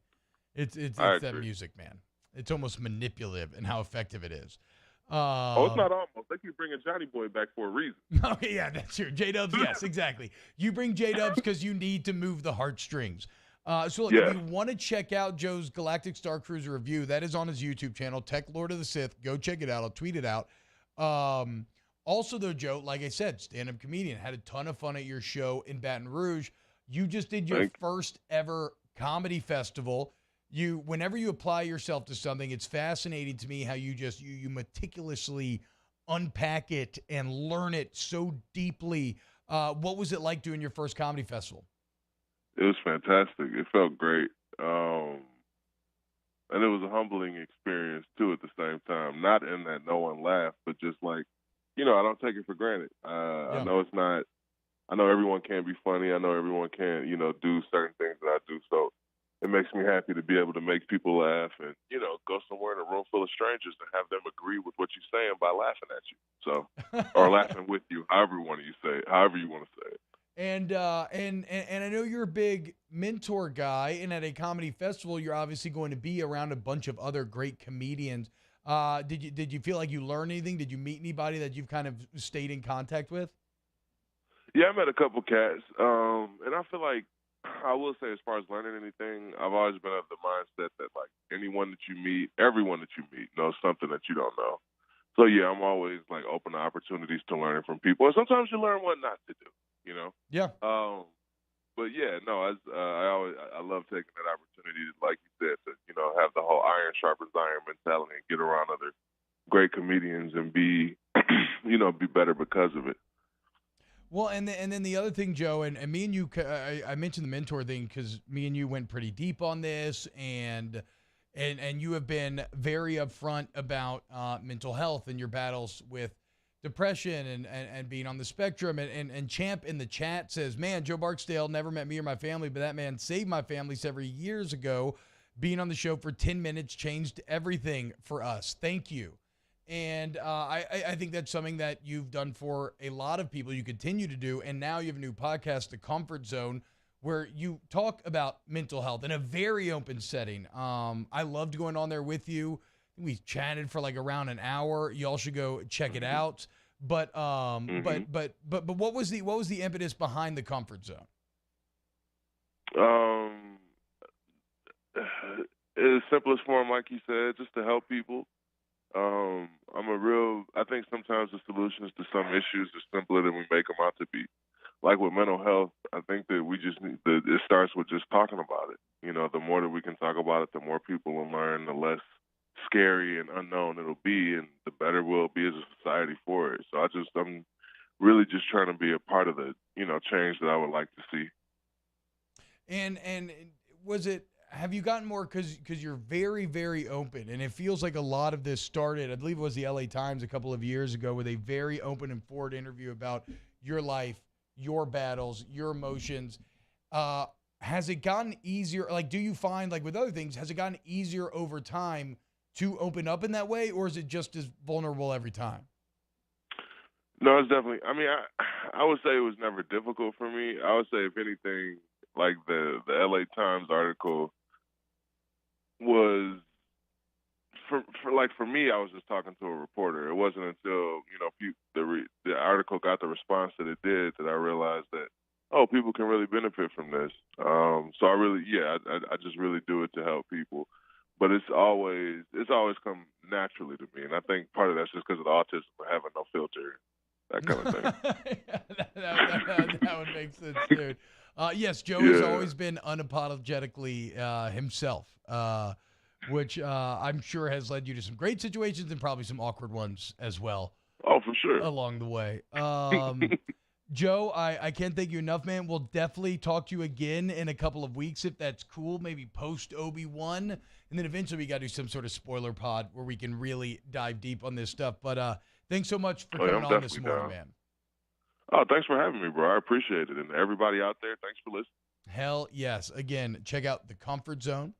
Check out the YouTube channel, The Tech Lord of the Sith. And you can check out his work on Spotify, his comedy. The man does everything. Joe, take it easy, brother. All right, when we get back here on OTB, let's close out a little Ask the Bench. Before that, go to Patient Plus Urgent Care. Remember, I want to remind you, go to patientplusuc.com for all of your urgent care needs. They got 8 locations in Baton Rouge, 9 overall. If you need occupational medicine needs, go to the Mid-City location, okay? You're going to be blown away. It's not some dingy BS office like a lot of these places. It's nice. They take care of you and your business. They're a one-stop OcMed shop. Patient Plus Urgent Care. More OTB next. OTB, OT. Go to centralplumbing.org. 925-8552 is the number. Centralplumbing.org. 925-8552. Plumbing yourself? If you're plumbing yourself, you can go to the showroom and get all the parts that you need. But if you're like me, anytime you try to plumb yourself, you've probably made things actively worse. So, you're not an expert, okay? You didn't go to years of plumbing school. So go to the people who have 50 years of plumbing experience. That's the thing about Central Plumbing. You're not going to be able to hit them with a problem they don't know how to solve. And I don't care if you got like a new house, new office, or old office. Because remember, it's not just residential. Commercially, they can match your needs as well. They have all the insurance and paperwork and personnel to take care of your office building from top to bottom. So, any plumbing issues, go with the experts. 50 years they've been at it, y'all. Licensed, bond insured, flat rate pricing, great warranty coverage. That's Central Plumbing, 925-8552. In times of need, get a full list of phone numbers, websites, and other important emergency information on the Demco Stormwatch page at 1045ESPN.com. Follow us on Twitter at 1045ESPN to cast your vote in the Citizens Bank and Trust Poll of the Day. Vote daily inside Off the Bench, Hunt, and Hill, the early line. And after further review, Citizens Bank and Trust brings you the Poll of the Day via Twitter at 1045ESPN. Join 100.7 The Tiger and Our Lady of the Lake Ascension, Saturday, June 25th at the Lamar Dixon Expo Center in Gonzales. Enjoy live music from Ted Durr, Mike Broussard and the Night Train, and Jamie Badron and the Kickin' Cajuns. Make sure you grab a delicious plate of jambalaya from the Mike Ward's Liberty Safes Jambalaya Cook-Off to raise money for the Alzheimer's services of the capital area. The Swamp Pop Music Festival with Supreme Chevrolet, Louisiana's country station. 100.7 The Tiger. Bayou Chrysler Dodge Jeep Ram has $5,000 off the new 2022 Wagoneer. We have Wagoneers in stock with $5,000 off. All new Bayou Ford vehicles come with a 1 million mile powertrain warranty. The crew at Bayou is going to do right by you. It's no secret. The best oysters in Baton Rouge are at Jolie Pearl Oyster Bar. Enjoy mouth-watering South Louisiana flavor and oysters from all over the country. And don't forget our nightly drink specials.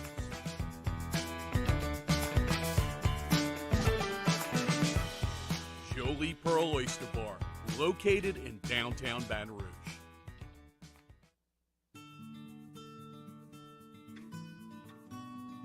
This is a house call. This is a follow-up appointment. This is a diabetes checkup. This isn't just more convenient care, it's more advanced care. This is innovating healthcare at Louisiana's #1 hospital, Ochsner. ServiceMaster Elite create clean, disinfected work environments. As a local business, we take pride in serving the New Orleans and Baton Rouge areas. Our cleaning protocols follow CDC and OSHA standards for healthcare settings, offices, senior living, restaurants, and industrial plants. Contact ServiceMaster Elite to get your operation ready for reopening with germ disinfection cleaning. ServiceMaster Elite, the trusted choice in professional cleaning since 1996. At All-Star Toyota, you get it all. If you're in the market for an all-new Toyota vehicle, come see our friendly and knowledgeable sales team at All-Star Toyota. Located in Baton Rouge at the corner of Airline and Goodwood, we've been serving our community since 2005 by offering a large selection of new Toyota cars, trucks, and SUVs. Get behind the wheel of your dream car and take a test drive at All-Star Toyota today. Poor boy raised amid turn-of-the-century New Orleans, Louis Armstrong became one of the most recognizable people on Earth. Visit dropbiscuit.com today and check out the trailer to our first original series, Pops, The Louis Armstrong Story, starring Reno Wilson. Subscribe today.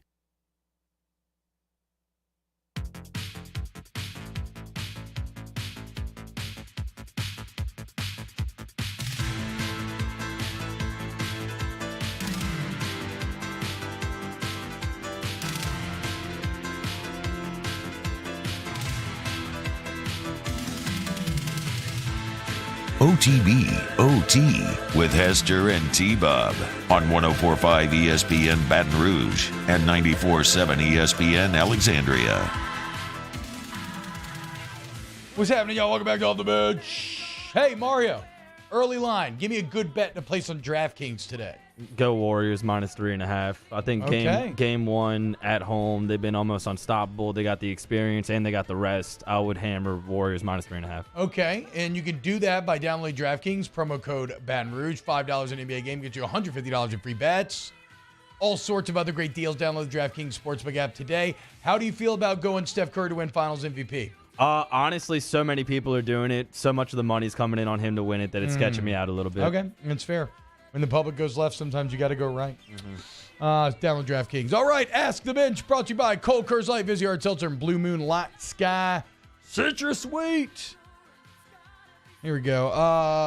Why is the OTB crew scared to lick and eat a scorpion sucker or even the jelly beans? Are y'all on a diet? I'm sorry, Todd. I still have that food at home. I have a bunch of bug food at home that we have to eat today. I will bring it in eventually. My daughters almost ate it the other day, and I had to stop them. Would you rather live in the Lord of the Rings or Star Wars universe? Star Wars for sure. I mean, probably Star Wars, honestly, because I know about AC and stuff, right? Yes. And I don't want to go back to a true medieval period and hygiene. Well, yeah, you don't want to cut yourself and then get infected and die. Yeah. So I guess Star Wars from that perspective. Y'all have a great day. OTB OT. I love y'all very much. And we will be closing out next week tomorrow. River's going to join the show. I don't know for how long. I'm trying to get her a couple hours. We will see. But hope all of you have a excellent day. And if you are looking for any landscaping equipment, you will have an excellent experience when you work with Gotros Outdoor Power. Where at Gotros, they do what? They make it easy.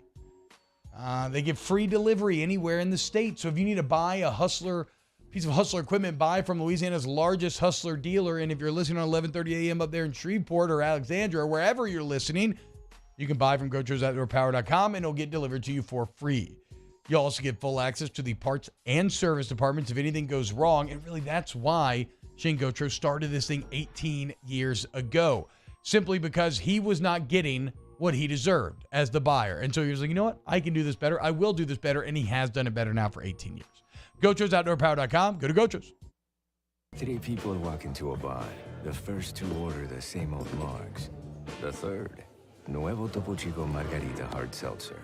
Crafted with real lime juice and a crisp tequila flavor. Topo Chico Margarita Hard Seltzer. My own people call me an Uncle Tom. I play music. Been wined and dined by royalty. Trying to bring people together. All people. But regardless of all that kind of stuff, I'm still Louis Armstrong. Here's the man you're waiting for, the king of jazz, Louis Armstrong.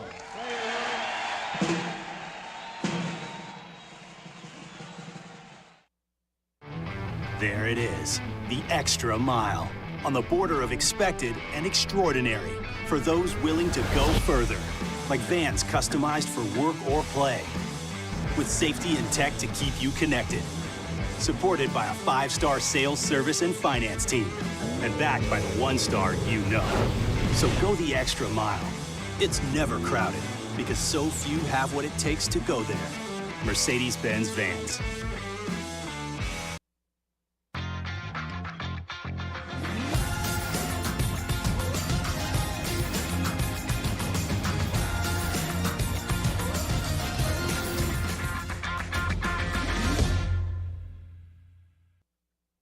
Eli's always been into grilling. It took us a while to see it, but the signs were there. What are you doing, Eli? I knew grilling was my thing. I have been talking about it throughout my career. Happy with the results? I am. Got the new grill from barbecueguys.com. It performed great. My advice, as I always told my boys, do more of what you're born to do. Barbecue Guys, for those who were born to grill.